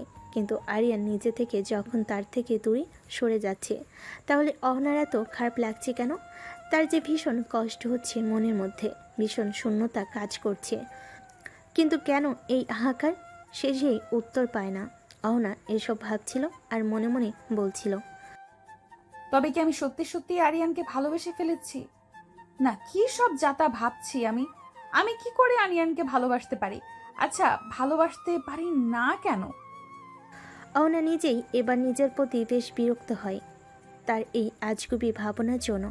অহনার শাশুড়ি ডাইনিং টেবিলে সকালের খাবার দিচ্ছিলেন। অহনা এখন খুশি হয়ে তার শাশুড়িকে সাহায্য করছিল। এমন সময় অহনা শীত দিকে নজর যায়। আরিয়ান সেজেগুজে কোথায় যেন একটা বের হচ্ছে। আরিয়ানকে দেখে অহনার মন খুশিতে পুলকিত হয়ে যায়। আজ অনেক দিন পর সে আরিয়ানকে দেখছে। এমন সময় আরিয়ান সিঁড়ি দিয়ে নামতে নামতে তার মাকে বলে, আম্মু, তাড়াতাড়ি খেতে দাও। আজকে আমাকে একটু তাড়াতাড়ি বের হতে হবে, তাহলে গুরুত্বপূর্ণ কাজ আছে আজকে। তুমি একাই বেরোবে মানে? অহনা মামনিকে ইউনিভার্সিটিতে নিয়ে যাবে তো তাহলে? জানি না আব্বু, আজকে এমনিতেও আমি ইউনিভার্সিটিতে যাব না। এখন আমি এয়ারপোর্টে যাব ঈশাকে রিসিভ করতে। ঈশা মামনি ফিরে আসছে নাকি? কই, আগে তো বলিসনি। আগে তো আমি জানতাম না আব্বু, আসলে ও যে আসছে এটাও কাউকে বলেনি, ইভেন এমন কেউ না। সে আসলে সবাইকে সারপ্রাইজ পেতে চায়, তাই কাউকে কিছু বলেনি। কিন্তু হঠাৎ করে গত রাতে ফোন দিয়ে আমাকে সব কিছু বলেছে, কারণ সে অনেক দিন পরে আসছে। তাই সব কিছু ঠিকঠাক তুলতে পারবে কিনা এই নিয়ে ম্যাডাম ভীষণ চিন্তিত। বলিস কি রে বাবা, সত্যি ঈশা মামনি আসছে? হ্যাঁ আম্মু, সত্যি আসছে ম্যাডাম। এতক্ষণ ধরে অহনা খুব মনোযোগ সহকারে সকলের কথা শুনছিল, কিন্তু ঈশাকে এখন পর্যন্ত সে চিনতে পারেনি এবং কাকে নিয়ে বা কার আশা নিয়ে সকলের এত উৎসুক সেটাও সে বুঝতে পারছে না। তবে এতক্ষণ ধরে অহনা একটা বিষয় খুব ভালোভাবে লক্ষ্য করেছে। আরিয়ান তার বাবা মায়ের সঙ্গে কথা বলল, এখনো পর্যন্ত একটিবারের জন্য অহনার দিকে চোখ তুলে তাকায়নি বা লক্ষ্য করেনি তাকে। সে যে একটা মানুষ এখানে দাঁড়িয়ে আছে, তাকে আরিয়ান বুঝতে পারছে না নাকি বুঝতে চাইছে না। আরিয়ান খাওয়া দাওয়া করে দ্রুত বেরিয়ে পড়ে এবং আরিয়ান চলে যাওয়ার সাথে সাথেই অহনা তার শাশুড়ি এবং শ্বশুরকে প্রশ্ন করে বসে, আচ্ছা আব্বু আম্মু, এই ঈশাকে? ঈশা হলো আমার বোনের মেয়ে এবং আরিয়ান ইমনের ছোটবেলাকার বন্ধু ও খেলার সাথীও। ইমন এবং আরিয়ানও অহনার ছোটবেলা থেকেই খুব ভালো বন্ধু। তাদের ছেলেবেলা বেড়ে ওঠা এবং স্কুল কলেজ সবই একসাথে। তাদেরকে বলতে পারেন না তারা বন্ধু নাকি ভাই বোন। এভাবে কেটে যাচ্ছিল ওদের এসএসসি পরীক্ষার পরে। ওরা যখন কলেজে ভর্তি হয় তখন থেকে ঈশা পরিবর্তন হতে থাকে। ঈশার ব্যবহার কেমন যেন অদ্ভুত হতে থাকে। সে সবসময় আরিয়ানের সঙ্গে থাকতে চাইতে, ওর সঙ্গে ঘুরতে চাইতো, কথা বলতো। আরিয়ান এটা সহজভাবে নিত, কারণ সে ছোট থেকেই তাকে বান্ধবী এবং বোনের নজরে দেখেছে। তারা একে অপরে খেলার সাথী এবং বিপদের সঙ্গীও ছিল। কেউ কাউকে ছাড়া থাকতে পারতো না। কিন্তু কলেজ যাওয়ার পর যখন হঠাৎ করে কিসের পরিবর্তন লক্ষ্য করে ঈশা কেমন যেন আগের থেকে বেশি আরিয়ানকে সময় দিতে চাইতো। ওর কি ভালো লাগে, ওর কি খারাপ লাগে, ওকে নিয়ে বেশি পজিটিভ হয়ে যাচ্ছিল। বিষয়টা যখন আমাদের বোধগম্য হওয়ার উপক্রম, সেই সময় হঠাৎই ঈশা আরিয়ানকে প্রপোজ করে বসে। আসলে সেদিন ছিল আরিয়ানের জন্মদিন এবং সেদিন ওরা এসেছিল আমাদের বাড়িতে। তোমরা যখন সবাই চলে গিয়েছিলে তখন আরিয়ান কেন যেন মন খারাপ করে নিজের ঘরে বসেছিল। এমন সময় ঈশা আরিয়ানের ঘরে যায় এবং আরিয়ানকে মন খারাপ দেখে তার মন ভালো করার জন্য অনেক চেষ্টা করে। কিন্তু কেন যেন আরিয়ান খুব রেগেছিল। কেন রেগেছিল, কিসের জন্য রেগেছিল, এটা আমরা কেউ জানতাম না। এবং এসব বুঝতে না পেরে সে আরিয়ানের জন্মদিনের জন্য তার মনের কথা আরিয়ানকে জানায়। কিন্তু হঠাৎ করেই আরিয়ান ঈশাকে না করে দেয়, কারণ সে নাকি অন্য কাউকে ভালোবাসে। এই কথাটি শুনে আমরা নিজেরাও ভীষণ অবাক হয়েছিলাম, কিন্তু তখন ছেলে নতুন করে কিছু বলতে পারেনি। ঈশা আরিয়ানের কাছ থেকে এই কথাটি শোনার পর ভীষণ ভেঙে পড়ে এবং অনেক কান্নাও করে। তারপর সে তাদের ইন্টার পরীক্ষার পর IELTS করে স্কলারশিপ নিয়ে অস্ট্রেলিয়া চলে যায় স্টুডেন্ট হিসাবে পড়াশোনার জন্য। কারণ তার মন্তব্য, সে যদি আরিয়ানের সামনে থাকে তাহলে কখনোই সে ভালো থাকবে না এবং পড়াশোনায় মনোযোগীও হতে পারবে না। কিন্তু আজ 3 বছর পরে সে দেশে ফিরছে। কিন্তু আল্লাহর কাছে লাখো লাখো শুক্রিয়া যে সে ঘটনার পরে তাদের বন্ধুত্বের কোনো পরিবর্তন হয়নি। আরিয়ান অন্য কাউকে ভালোবাসে মানে? এই কথাটি শুনে আমি নিজেও অবাক হয়েছিলাম। অনেকবার জিজ্ঞাসাও করেছি সে কাকে ভালোবাসে, কিন্তু সবসময় উত্তর দিয়েছে সময় হলে তোমাদের সামনে হাজির করব। কিন্তু সময় আর হলো কই। এরপর তোমার বিয়েতে যখন সে অ্যাক্সিডেন্ট ঘটে, তারপরে আমি তার সাথে কথা বলেছিলাম যে সে এই বিয়েতে রাজি কিনা এবং মন থেকে পৌঁছেছে কিনা। আসলে মামনি সেদিন সে স্বীকার করেছিল আমার কাছে যে সে অন্য কাউকে না, তোমাকেই ভালোবাসে, খুব বেশি ভালোবাসে। বিষয়টা আমিও আন্দাজ করেছিলাম, কারণ মায়ের মন তো। তুমি কখনো আমাদের বাড়িতে আসতে ওর চোখে বলে দিতে সে কতটা আগ্রহ এবং আকুলতা নিয়ে তোমাকে দেখতো। ওর চোখের ভাষা কি আমি বুঝতে পারতাম? শোনো মা, আমার ছেলেরা হয়তো চাপা, নিজের মনের কথা অন্যকে প্রকাশ করতে পারে না, বোঝাতেও পারেনি, কিন্তু সেটা সত্যি তোমাকে ভীষণ ভালোবাসে। আরিয়ানের মা অহনার সঙ্গে কথা বলা শেষ করে অহনার মাথায় হাত বুলিয়ে দিয়ে সব কিছু গুছিয়ে আবার রান্নাঘরের দিকে চলে যায় সেগুলো রাখার জন্য। কিন্তু অহনা এখনও সেখানে ঠাই মূর্তির মতো দাঁড়িয়ে থাকে আর মনে মনে ভাবে, এই ছেলে এমন কেন? সে এত আগে থেকে আমাকে ভালোবাসে, কই কখনো তো সে ভালোবাসার দাবি নিয়ে আমার সামনে দাঁড়ায়নি, কখনো আমাকে বলেনি বা বুঝতে দেয়নি। এরপর অহনা মনে মনে কিছু একটা ভেবে মুচকি হাসি দিয়ে সেখান থেকে চলে যায়। বেশ কিছুক্ষণ পরে সকাল থেকে দুপুর হয়ে যায়। এমন সময় আরিয়ানা একটা মেয়েকে নিয়ে বাড়িতে ফিরে আসে। মেয়েটা দেখতে অনেক স্মার্ট এবং সুন্দরীও বটে। মেয়েটি এসে আরিয়ানের বাবা মাকে সালাম দেয়। আসসালামু আলাইকুম আন্টি, কেমন আছো তুমি? ওয়ালাইকুম আসসালাম। কেমন আছে? সেই খবর নেওয়ার মতো সময় কি মানুষের আছে? তারা কত ব্যস্ত। কি যে বলো না আন্টি, তোমাদের কথা আমার সব সময় মনে পড়ে, তো সব থেকে বেশি গাধাটার কথা, কিন্তু তোমাদের আর বিরক্ত করতে চাইনি। বিরক্ত? আরে পাগলি মেয়েরা কখনো বাবা মাকে বিরক্ত করে না। অবশ্য তুমি সেটা বুঝবে কি করে? আমরা তো তোমাকে নিয়ে মনে করলেও তুমি তো আর আমাদেরকে কখনো বাবা মা মনে করো না। পড়লে কখনোই এমনটা করতে পারতে না। সরি আন্টি, ভুল হয়ে গেছে, আমাকে ক্ষমা করে দাও। সত্যি বলছি আর কখনো এমনটা হবে না, প্লিজ আমার সোনা, আমাকে ক্ষমা করে দাও। এই ফাজিল মাইয়া, এই তুই আমাকে গাধা বললি? তুই গাধা, তোর নামই গাধা। ও সরি, তুই তো আবার গাধা না, গাধি। সকলে আরিয়ান এবং ঈশার খুনসুটিতে শব্দ করে হেসে উঠল। হয়েছে ঈশা মামনি, যা তো ফ্রেশ হয়ে আয়, জার্নি করে এসেছিস, নিশ্চয়ই অনেক ক্লান্ত। আমি তোদের খাবার দিচ্ছি। কি যে বলো না আন্টি, ক্লান্ত মানে? এখন তো আরও এনার্জি খুঁজে পেয়েছে, এখন তো তোমাদের অনেক জ্বালাবো, অনেক। আর সব থেকে বেশি জ্বালাবো তোমার এই গাধাটাকে। আমাকে গাধি বলা, তাই না? দেখছি এবার গাধি কি করতে পারে। আইসে আমার নানি রে, আমার খবর করতে যা তো, যা এখান থেকে যা। রাস্তা দিয়ে এসেছো, সেই রাস্তা দিয়ে কেটে পড়ো। দেখেছো আঙ্কেল, তোমার ছেলে আমাকে কিভাবে তাড়িয়ে দিচ্ছে, তুমি এখনো কিছু বলবে না? এই আরিয়ান, কি হচ্ছেটা কি? কেন আমার মামনিটাকে এইভাবে বিরক্ত করছো? সকলে যখন নিজেদের মধ্যে হাসি আর খুনসুটিতে ব্যস্ত, এমন সময় হঠাৎ ঈশার নজর যায় এক কোণে দাঁড়িয়ে থাকা অহনার দিকে এবং সে অহনার দিকে এগিয়ে গিয়ে অজ্ঞাত স্বরে বলে, এই তুমি কে? তোমাকে তো চিনলাম না। মামনি, ও হলো আরিয়ানের বউ আর আমাদের আরেকটা মেয়ে। ও, you are the lucky girl. Aryan পরিস্থিতিটা স্বাভাবিক করতে জোর করে ঈশাকে নিয়ে উপরে যায়।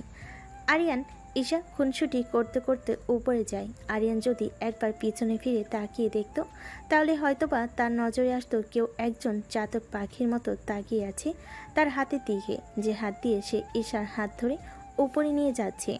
সে চোখ দিয়ে হয়তো বা কয়েক ফোঁটা নোনা পানি গড়িয়ে পড়ল।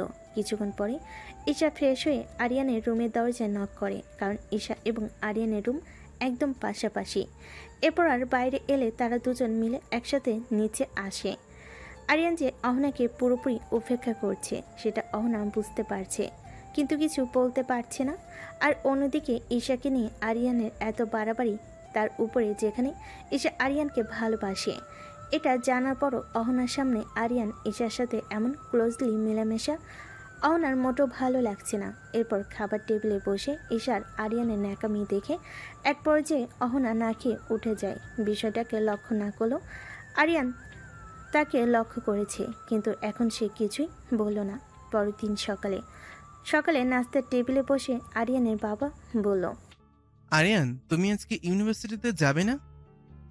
জি আব্বু, আজকে ইউনিভার্সিটিতে যাব। ঠিক আছে, যাওয়ার সময় অহনা মামনিকে দেখে শুনে নিয়ে যাবে এবং নিয়ে আসবে। আরিয়ানের আব্বুর কথা শুনে অহনা মনে মনে বেশ খুশি হয়, কারণ অহনা যদি তার সাথে ইউনিভার্সিটিতে যায় তাহলে সে হয়তো কিছুটা সময় পাবে আরিয়ানের সঙ্গে সময় কাটানোর এবং তাকে বোঝানো এবং তার সঙ্গে কথা বলার। সে যে নিজেও এখন আরিয়ানকে ভালোবেসে ফেলেছে, এটা আরিয়ানকে জানানো প্রয়োজন। কিন্তু তার সকল চিন্তা ভাবনার মাঝেই আরিয়ান জল ঢেলে দিয়ে বলে, আব্বু সরি, আজকে ওনাকে একটু একাই যেতে হবে, কারণ আমি তো আর বাইকে দুজন নিজে একসঙ্গে নিয়ে যেতে পারবো না। মানে? আসলে আব্বু, আজকে ঈশা আমার সাথে ইউনিভার্সিটিতে যাবে পুরনো বন্ধু বান্ধবদের সঙ্গে দেখা করতে, তাই আমি বাইকে তো আর দুজনকে নিয়ে যেতে পারবো না। কথাটুকু বলার ফাঁকে ফাঁকে একবার করে অহনার মুখের দিকে তাকিয়েছিল। অহনা প্রথম দিকে খুশি হলো, পরবর্তীতে তার মুখ কালো মেঘে ছায়া নেমে আসে। এরপর আরিয়ান মনে মনে বলে, এইটুকুতেই হার মেনে নিলে প্রিয়তমা? তাহলে আমি এতগুলো বছর কিভাবে চললাম এই আগুনে? তোমাকে যে সেই আগুনের তাপে উত্তপ্ত হতে অবধি মা যে আগুনে তুমি বারবার আমাকে দহন করিয়েছো। সমস্যা নেই আব্বু, আমি একাই যেতে পারবো। ঠিক আছে, তোমরা যা ভালো বোঝো তাই করো, আমি আর কি বলবো। তবে হ্যাঁ, যাই করো সকালে কিন্তু দুপুরের আগে ফিরে আসবে, কারণ আজকে আইমান আর আরিয়া আসবে আমাদের বাড়িতে, সাথে অহনার আব্বু আম্মু। আরিয়ানের আব্বুর কথা শেষ হতে না হতে অহনা সেখান থেকে এক প্রকার জোর করে উঠে চলে গেল, কারণ সে আর সেখানে বসে থাকতে পারছে না। অনেক কষ্টে সেখানে কান্না আটকে বসেছিল। ভাতের দানা যেন তার গলা দিয়ে নামছিল না, বারবার যেন গলায় আটকে যাচ্ছিল।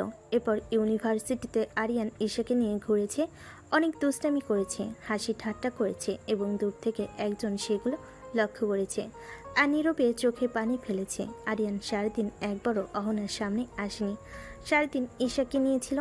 দুপুরে ইউনিভার্সিটি থেকে সকলে তাড়াতাড়ি চলে আসে এবং তারা এসে দেখে আইমান, আরিয়া এবং অহনার বাবা মা আরিয়ানদের বাড়িতে এসেছে। অহনা তার বাবা মা এবং ভাইয়ের সাথে অনেক আবেগঘন কিছু মুহূর্ত পার করে। সে পুকুরে চলে যায় এবং সবাইকে বিদায়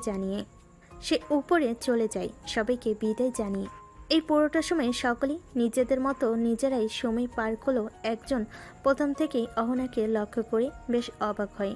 অহনা এমন চুপচাপ এবং মনমরা বা শান্ত থাকার মেয়ে নয়, তাহলে এমন করছে কেন? তার কি কিছু হয়েছে?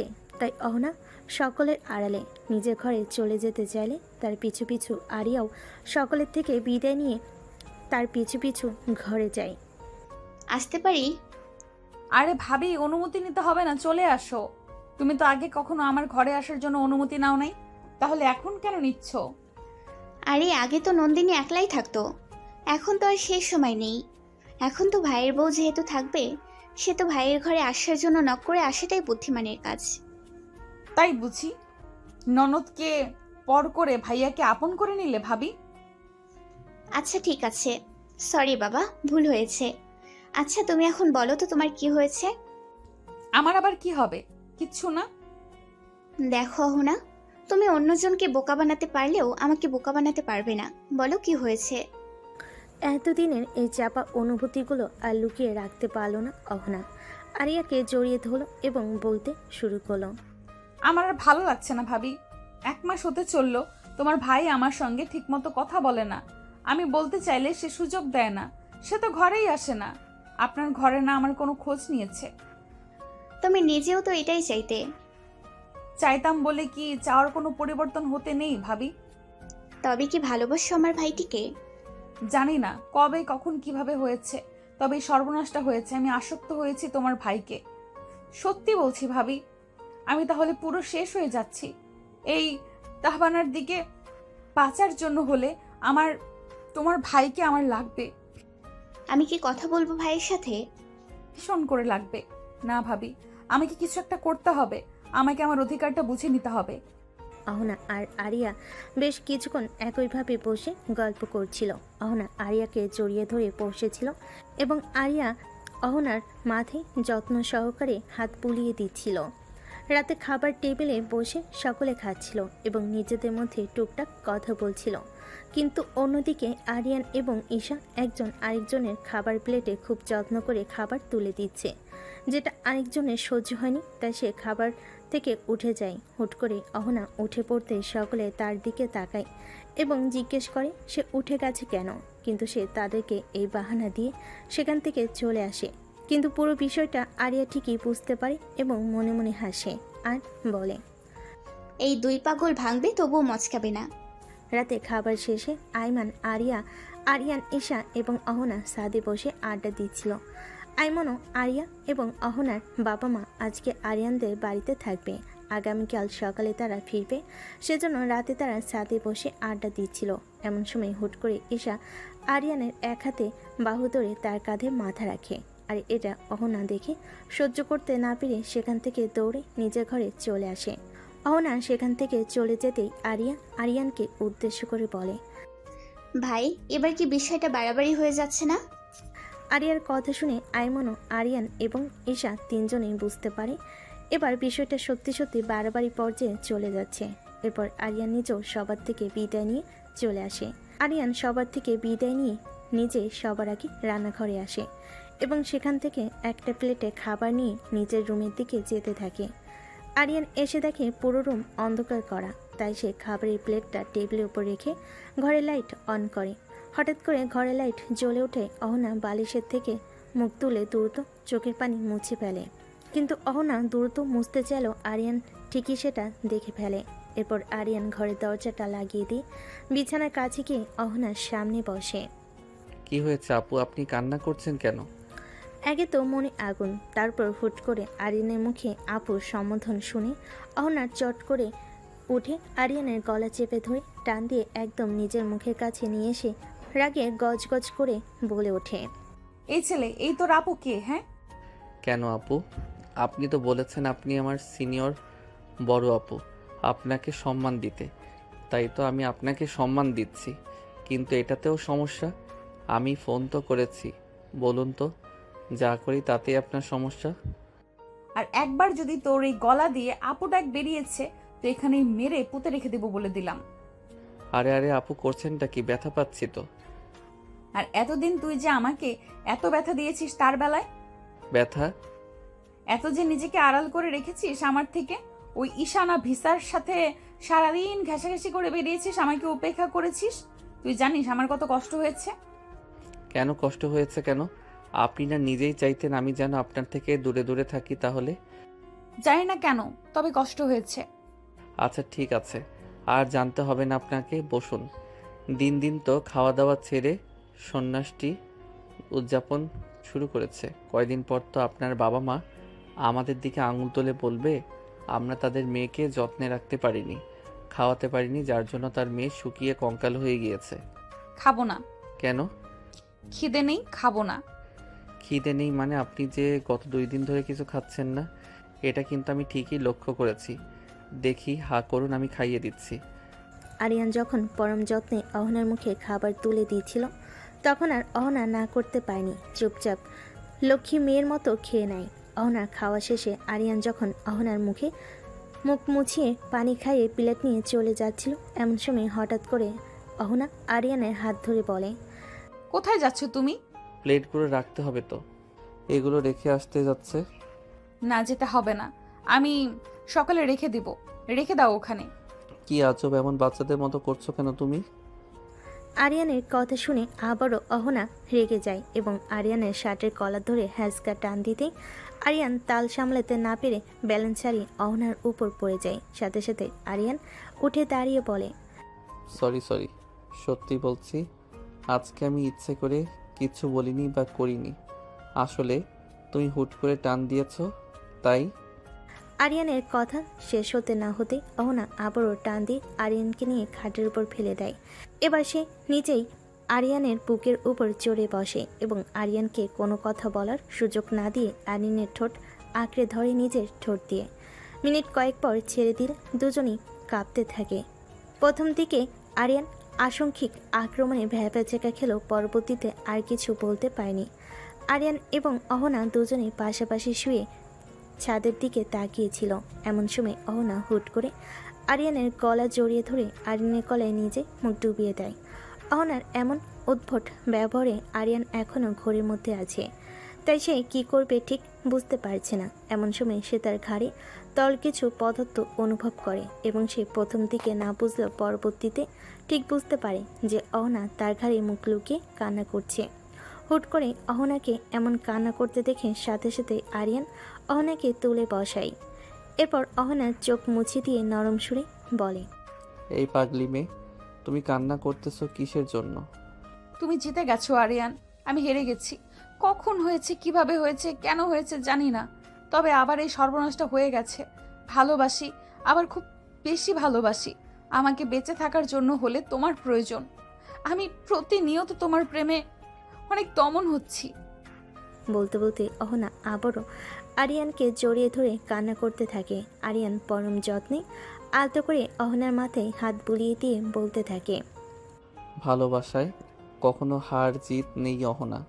আমি আগেও তোমাকে ভালোবাসতাম, এখনও ভালোবাসি, আর আমার জীবনের শেষ নিঃশ্বাস পর্যন্ত আমি তোমাকে ভালোবেসে যাব।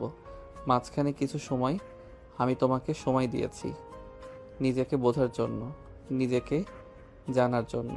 এর মানে এই নয় যে আমি তোমাকে ভুলে গিয়েছি। তাহলে এতদিন ধরে আমাকে এত কষ্ট দিলেন কেন? আরে এগুলো তো তোমার ভাই ভাবির প্ল্যান। তুমি আমাকে ভালোবাসো কিনা তা জানার জন্য ঈশাকে ডেকে এনেছে। তুমি তো আমাকে ভালোবাসতে, তাহলে ওদের সাথে মিলে আমাকে কষ্ট দিলে কেন? সাময়িক কষ্ট না দিলে যে আপনি এই অপার্থিব সুখ দিতেন না আমায়। সরি আমার পিচ্চি বর, প্লিজ আমাকে ক্ষমা করে দাও। আর কখনো এমনটা হবে না, আর কখনো তোমাকে কষ্ট দিব না। প্লিজ লক্ষ্মীটি, এবারের মতো মাফ করে দাও। আমি তোমাকে অনেক আগেই মাফ করে দিয়েছি অহনা, তাই আমার কাছে আর মাফ চাইতে হবে না।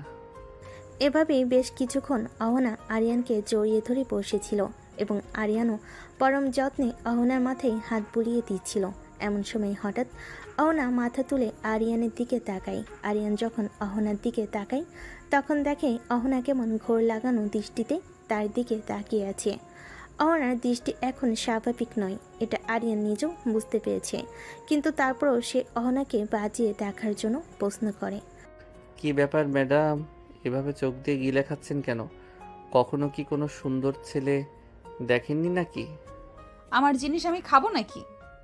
নাকি অহনা রহস্যময় একটা হাসি দিয়ে আরিয়ানের গালে কিস করতেই আরিয়ান আবেশে চোখ বন্ধ করে নেয়। এরপর আরিয়ানের নাকের ডগায় পরবর্তীতে ঠোঁটে লিপ কিস করতে প্রথমে স্তব্ধ থাকলেও পরবর্তীতে আরিয়ান নিজেও অহনার মাথার চুল মুঠি করে আঁকড়ে ধরে অহনা ডাকে সাড়া দিয়ে আস্তে আস্তে দুজনেই আরও গভীর থেকে গভীরতর বন্ধনে অপার্থিব সুখ সন্ধানে পাড়ি জমান।